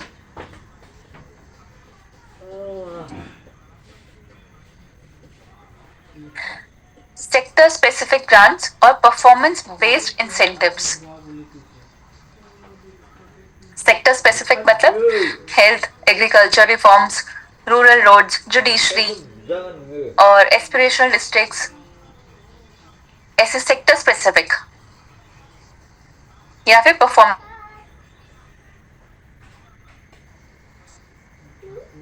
state specific grants for tourism,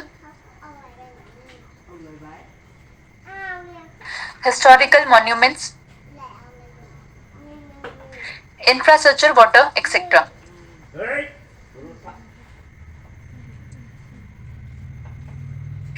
इसके लिए 49,599 करोड़ रुपीस अलॉट किए गए हैं 21 से लेकर 26 तक। अमाउंट जानना जरूरी नहीं है, बस एक ग्रांट पता होना चाहिए कि आउट ऑफ दैट 59 कुछ ऐसे ग्रांट्स भी होते हैं जो स्टेट्स को मिलते हैं, ठीक है। क्लियर है?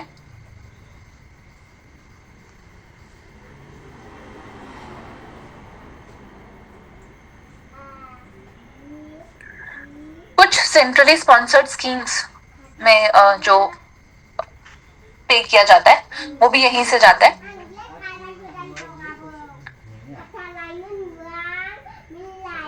यूनियन गवर्नमेंट के लिए defence and internal security fund,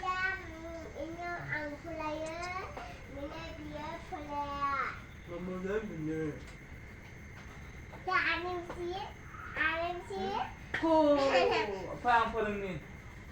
Deh, bikin saya. Hah? Udah, ayo kacau lagi lah.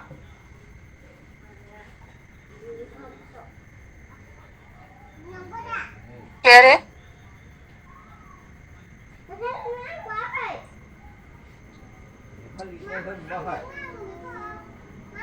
मैंने आप लोगों को बताया post devolution revenue deficit grants.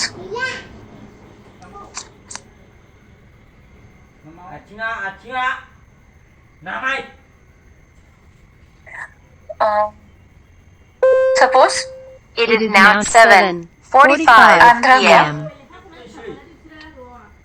State budget है 41 करोड़।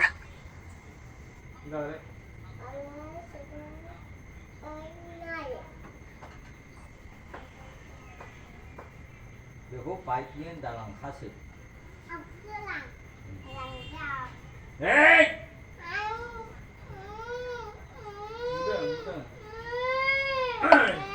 रेवेन्यू डेफिसिट नोंनि नामा मा आंध्रा's पोस्ट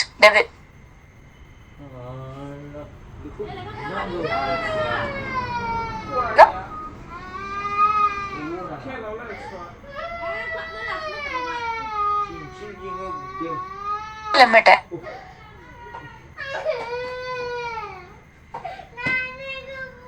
लॉन्च करते हैं, खूब खर्चा करते हैं क्योंकि पैसे तो मिल ही जाएंगे।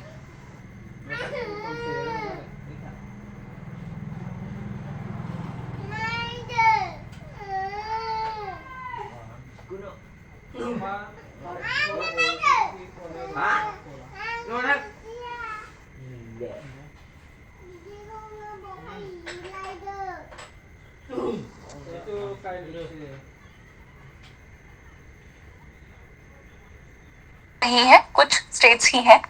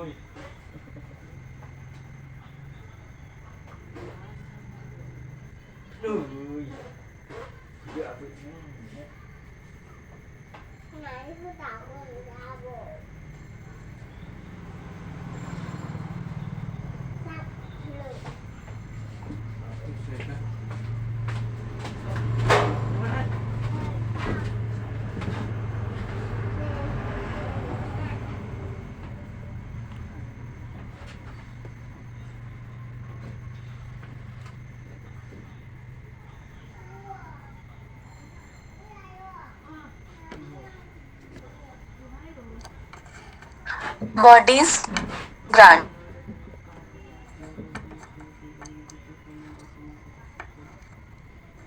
और अर्बन एरियाज के लिए।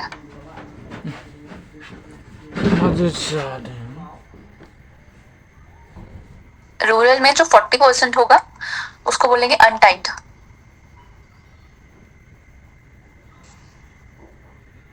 और जो 60% होगा वो होगा टाइड। टाइड मतलब ये पैसा वाटर, सैनिटेशन, इन सब में यूज करना है।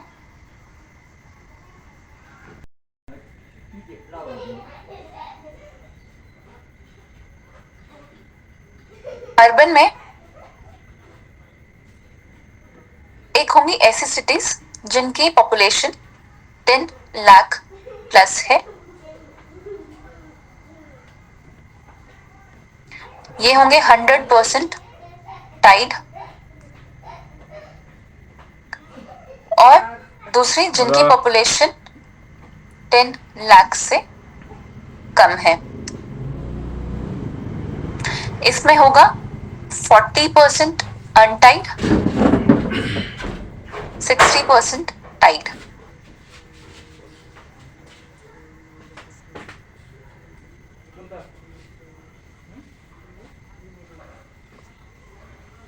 %40 अनटाइड और 60% टाइड। टाइड मतलब एयर क्वालिटी जैसी चीजों में, वाटर, सॉलिड वेस्ट मैनेजमेंट। ठीक है, क्लियर इतना?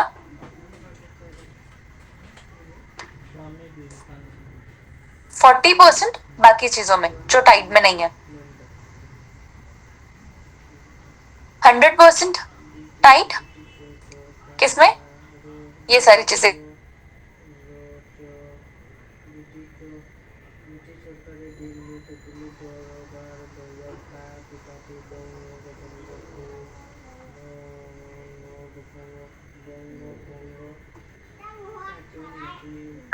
कितना लिखा?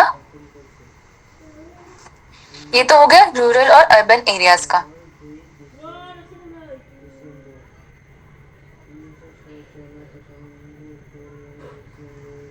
हेल्थ इंफ्रास्ट्रक्चर के लिए, ठीक है।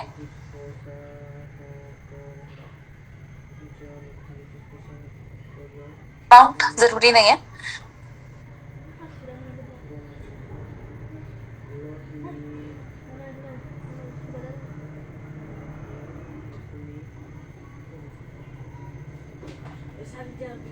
आपके सब हाँ?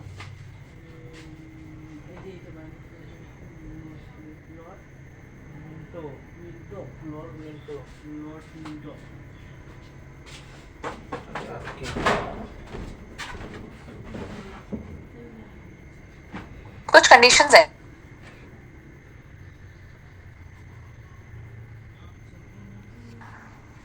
कंडीशंस मैं बोल रही हूँ, आप लोग लिखेंगे।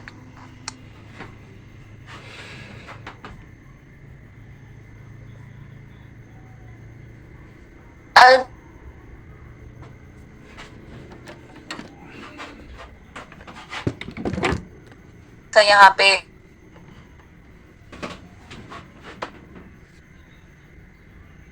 ठीक है।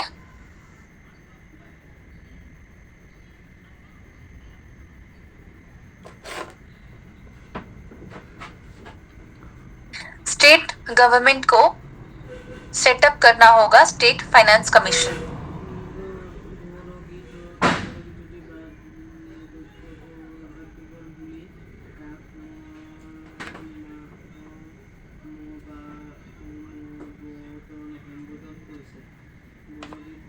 स्टार्ट करना होगा प्रॉपर्टी टैक्स।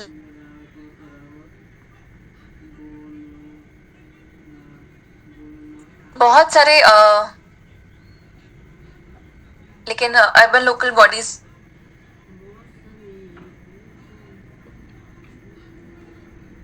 टैक्स कलेक्शन है भारत में, वो हार्डली 0.2% है। 0.2% ऑफ जीडीपी, जबकि यूएसए में ये 3% ऑफ जीडीपी है।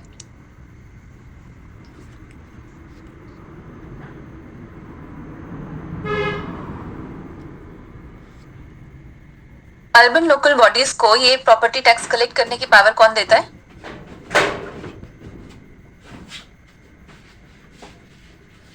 Finance commission, state government.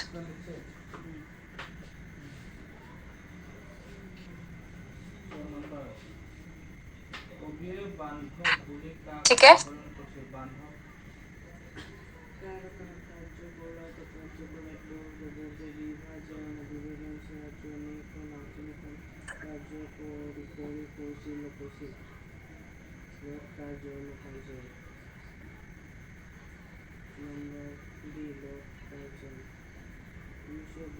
Disaster management grants,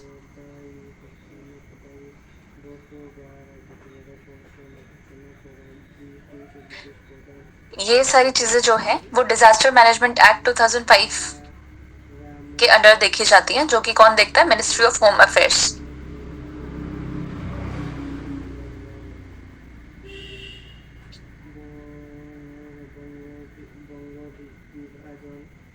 fifteenth finance commission ने रिकमेंड किया था national disaster risk management fund.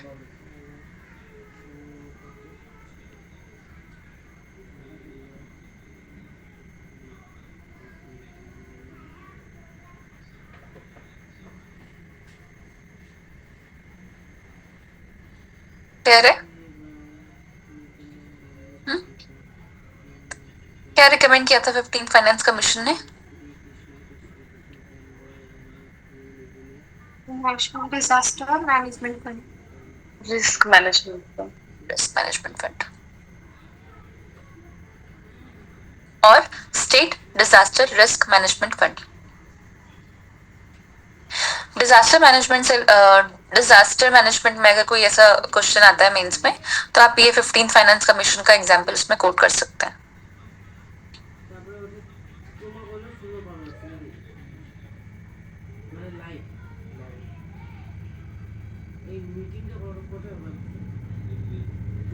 ठीक है, इसमें जो पैसा अलॉट होगा उसका 80% amount for national disaster response fund NDRF, मतलब अगर डिजास्टर आता है तो उसमें वो पैसे यूज किए जाएंगे। और प्रिकॉशनरी मोटिव के लिए 20% रखा जाएगा, 20% amount for national disaster mitigation funds. और सेम पैटर्न रहेगा स्टेट में भी।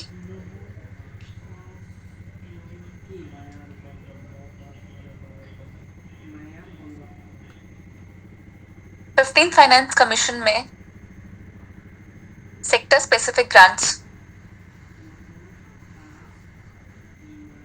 जो दिए गए थे उसमें एक माल न्यूट्रिशन भी था सेक्टर स्पेसिफिक में।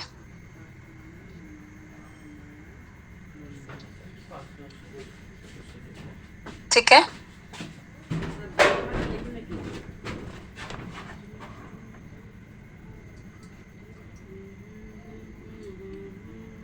तो 15 फाइनेंस कमीशन ने रिकमेंड किया था हेल्थ को एक ग्रांट, न्यूट्रिशन ग्रांट उसमें लिखा था। तो अगर कोई ऐसा टॉपिक, ऐसा कोई क्वेश्चन आता है जिसमें आप ये लिख पाए तो इसको यूज कर सकते हैं। किसके लिए? To combat malnutrition. और इसको कौन देखेगा? Ministry of women and child development.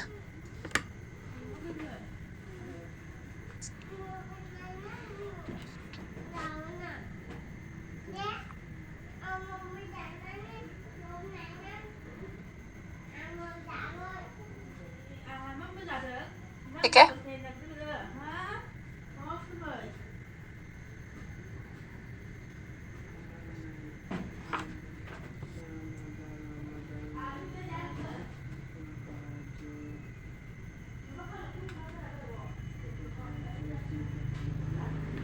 Amount जानना जरूरी नहीं है बट फिर भी बता देती हूँ। 15 फाइनेंस कमीशन में जो हेल्थ के लिए ग्रांट्स दिया गया था उसमें एक तो लोकल बॉडीज को दिया गया था 70,000 करोड़। ठीक है, रूरल और अर्बन दोनों को मिला के।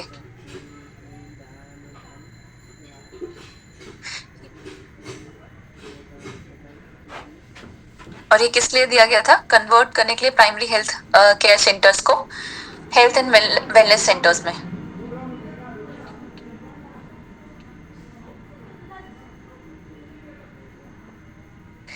फिर हेल्थ के अंदर ही, मतलब सेक्टर स्पेसिफिक जो हम पढ़ रहे हैं, क्रिटिकल केयर हॉस्पिटल्स जैसे कि फैसिलिटीज विद ICU, इसके लिए दिया गया था 15,000 crore.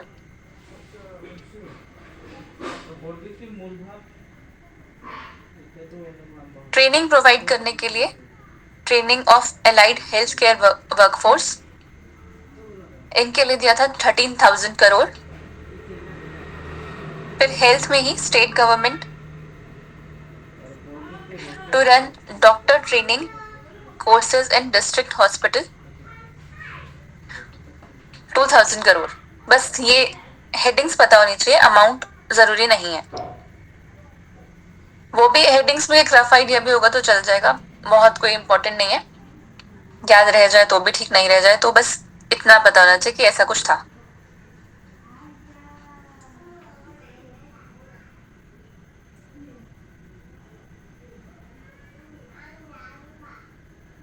Agriculture, roads, judiciary, education, state specific ये सब ग्रांट्स भी मिले थे। Tourism, It infrastructure, is now सब चीजों के 8 लिए भी। p.m. o'clock. ठीक है,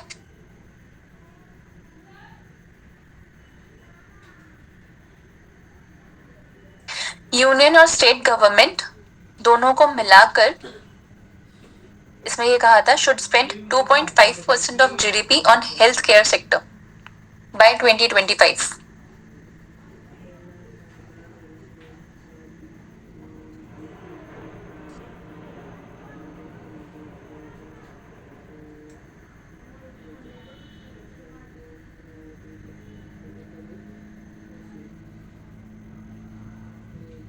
ठीक है,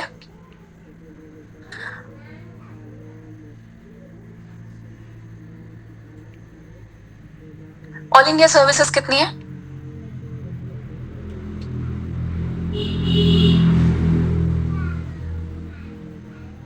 थ्री। कौन कौन सी? Administration, police, forest. ठीक है, तो इसमें ये सजेस्ट किया गया था कि फोर्थ ऑल इंडिया सर्विस भी बनाई जाए, all India medical and health service. UPSC ही उसको कंडक्ट करे, जो कि एड्रेस करेगी shortage of doctor in backward districts.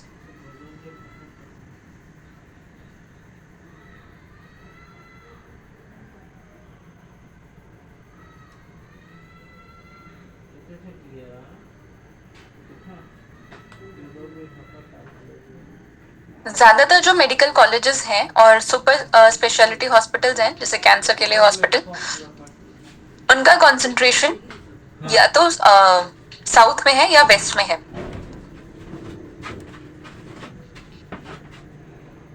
तो इसमें ये भी सजेस्ट किया था कि union and state government should make efforts to address ये जो कंसंट्रेशन एक ही स्पेसिफिक एरिया में है, वो ना हो के पूरे इंडिया में हो। ठीक है,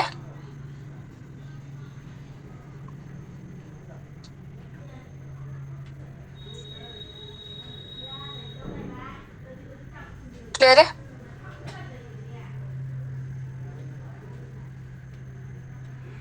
इतना लिखा सबने?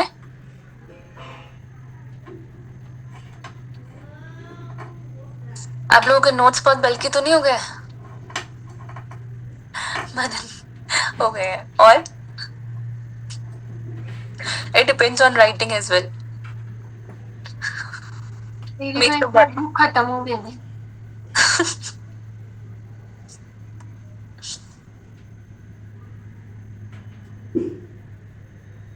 आप लोगों को एक स्टोरी बताती हूँ। जब मैं प्रिपेयर कर रही थी, मेरी एक फ्रेंड थी, सिर्फ हंसने के लिए लेना इसको, तो वो कहती है क्या इतने टाइम से इस एग्जाम में इतनी सारी प्रिपरेशन, इतनी पढ़ाई, मैं होती ना तो इसको 2 महीने में क्लियर कर लेती, मैं तो इतनी इंटेलिजेंट हूँ।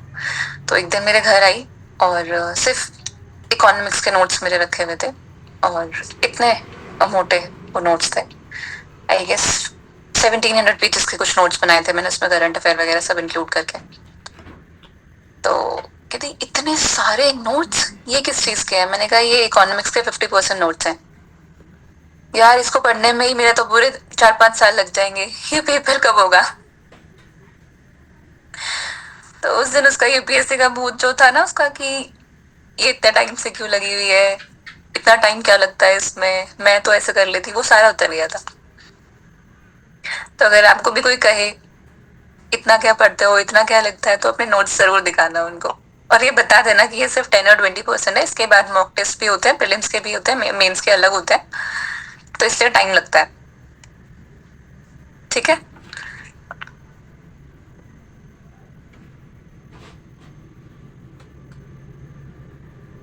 Defence and internal security fund for union, इसके बाद लिखेंगे।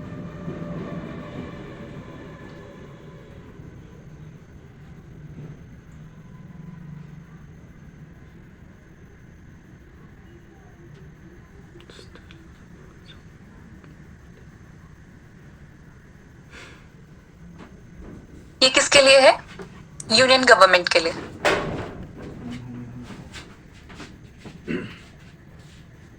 कहाँ जाएगा ये पैसा?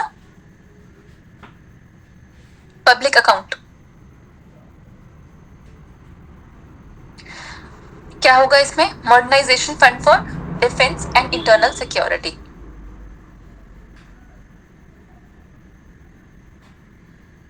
ये जो है नॉन लैप्सेबल फंड होगा। नॉन लैप्सेबल फंड क्या होता है? पॉलिटी में पढ़ा आप लोगों ने, क्या होता है? फाइनेंशियल ईयर के एंड में जो अमाउंट बचा होगा वो लैप्स नहीं करेगा। हाँ,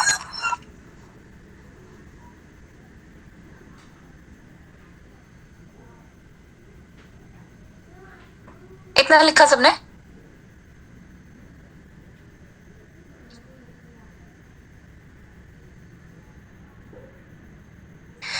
ईपीएफओ में 2023 में एक क्वेश्चन था प्रीलिम्स में। ये सिर्फ आपको ये बताने के लिए है कि किस तरीके के क्वेश्चंस पूछे जाते हैं। ये जो ईपीएफओ का क्वेश्चन है वो यूपीएससी के लेवल का क्वेश्चन है। तो मैं आपको क्वेश्चन बता रही हूँ, आंसर नहीं देना, बस आपको ये पता चल जाएगा कि किस तरीके से आपको पढ़ना है। इसमें पूछा गया है find the correct statement about 15th finance commission. Basic untied grants can be used by rural local bodies for location specific felt needs under the 29 subjects enriched in the 11th schedule of the Constitution of India except for salaries and other establishment cost। ठीक है। Second statement है Tide grants. मेरी voice आ रही है आप लोगों को? Yes, ma'am.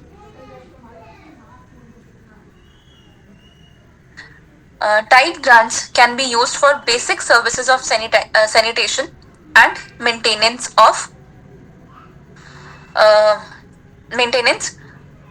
management and treatment of household waste and extra।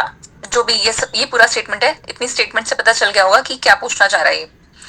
Third statement है it recommends health grants to create diagnostic infrastructure in primary health care facilities. ठीक है।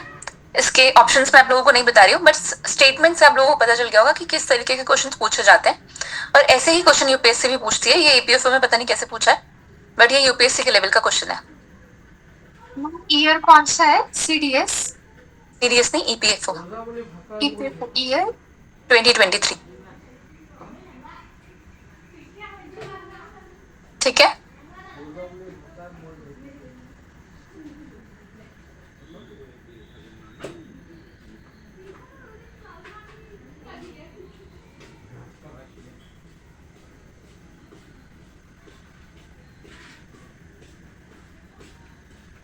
प्लानिंग कमीशन और नीति आयोग में क्या डिफरेंस है? और finance commission.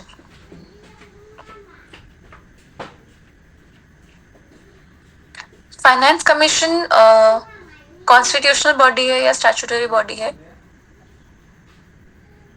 Constitutional. Planning commission और नीति आयोग जो है वो क्रिएट की गई थी रेजोल्यूशन से, तो ना तो ये कॉन्स्टिट्यूशनल है और ना ही ये स्टैट्यूटरी है। और दोनों को ही हेड कौन करता है? Prime minister.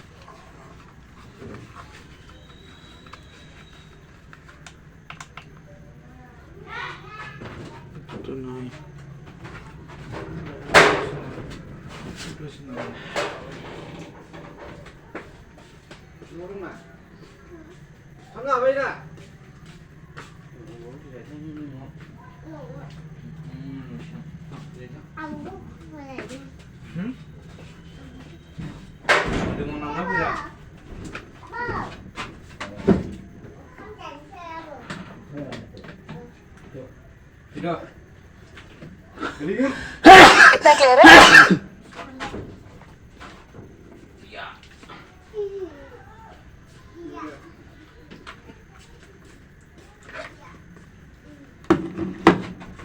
जो फर्स्ट फाइनेंस कमीशन आया था वो कब आया था?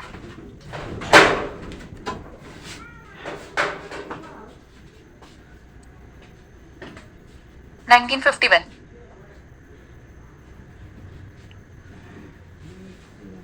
1951 में प्लानिंग कमीशन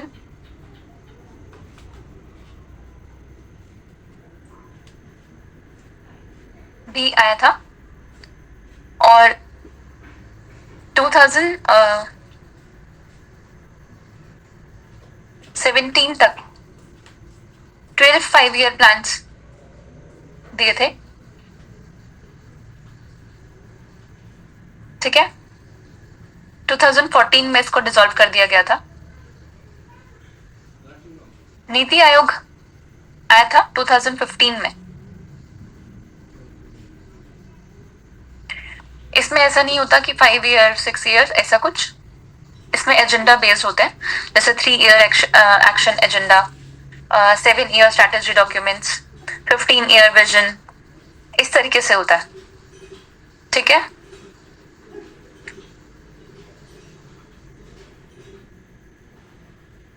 प्लानिंग कमीशन में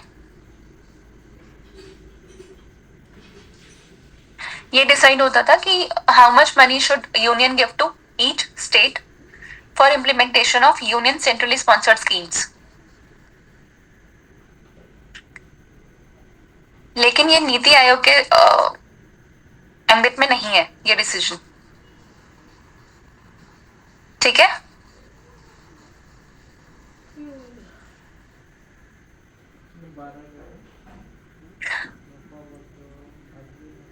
ये कंपोनेंट कौन डिसाइड करता है? फाइनेंस मिनिस्ट्री,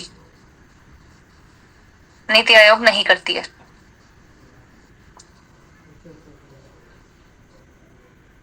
और फाइनेंस कमीशन जो वर्टिकल और हॉरिजॉन्टल डेवोल्यूशन है टैक्सेस का, वो डिसाइड करती है।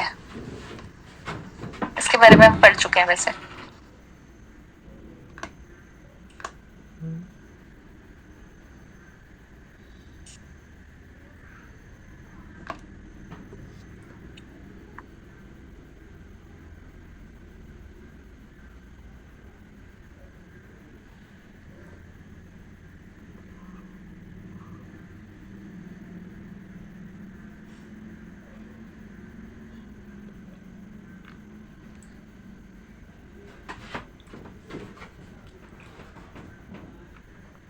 इसमें भी स्पेशल कैटेगरी स्टेट्स हैं कुछ,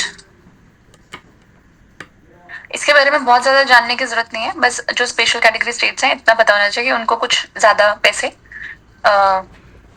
मिलते हैं। ठीक है,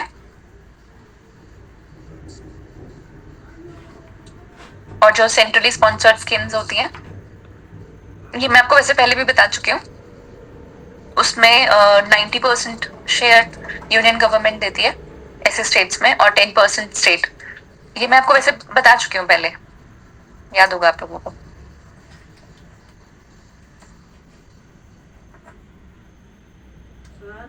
कुछ स्टेट्स ने ये भी डिमांड की है कि उनके स्टेट को भी स्पेशल कैटेगरी स्टेट्स में डाला जाए, बट ये एक्सेप्ट नहीं हुआ है। और इसको मतलब पता होना चाहिए कि ऐसा कुछ डिमांड स्टेट्स ने किया है।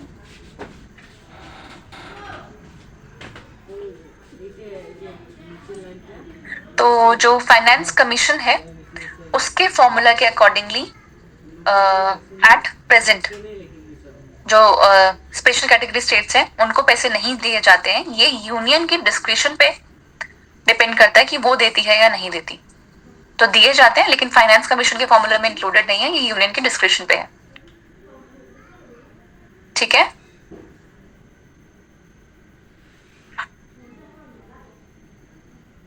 क्लियर है?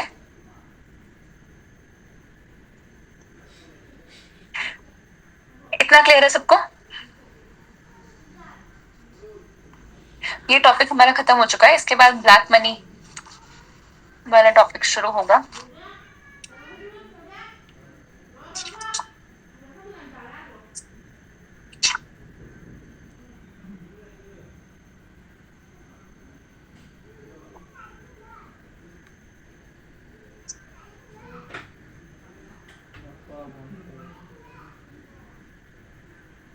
काफी बड़ा टॉपिक है ये भी, एक पूरी क्लास चाहिए 2 घंटे की। तो इस क्लास को हम यहीं पूर्ण करते हैं और कल वाली क्लास में हम कल एक क्लास रख लेंगे जिसमें हम पढ़ेंगे ब्लैक मनी से रिलेटेड जितने भी टॉपिक्स हैं। उसके बाद परसों इवनिंग में क्लास रख लेंगे जिसमें हम बीओपी वगैरह स्टार्ट करेंगे, बैलेंस ऑफ पेमेंट। ठीक है, तो इस क्लास को यहीं पूर्ण करते हैं। ये सब रिवाइज जरूर कर लेना। मैं क्लास को थोड़ा और एक्सटेंड करना चाह रही थी लेकिन फोन की बैटरी बहुत ज्यादा लो हो चुकी है। ठीक है, तो ब्लैक मनी हम कल पढ़ेंगे। ये मेरा फेवरेट टॉपिक में से एक होता था क्योंकि मुझे इजीली समझ में आ जाता था।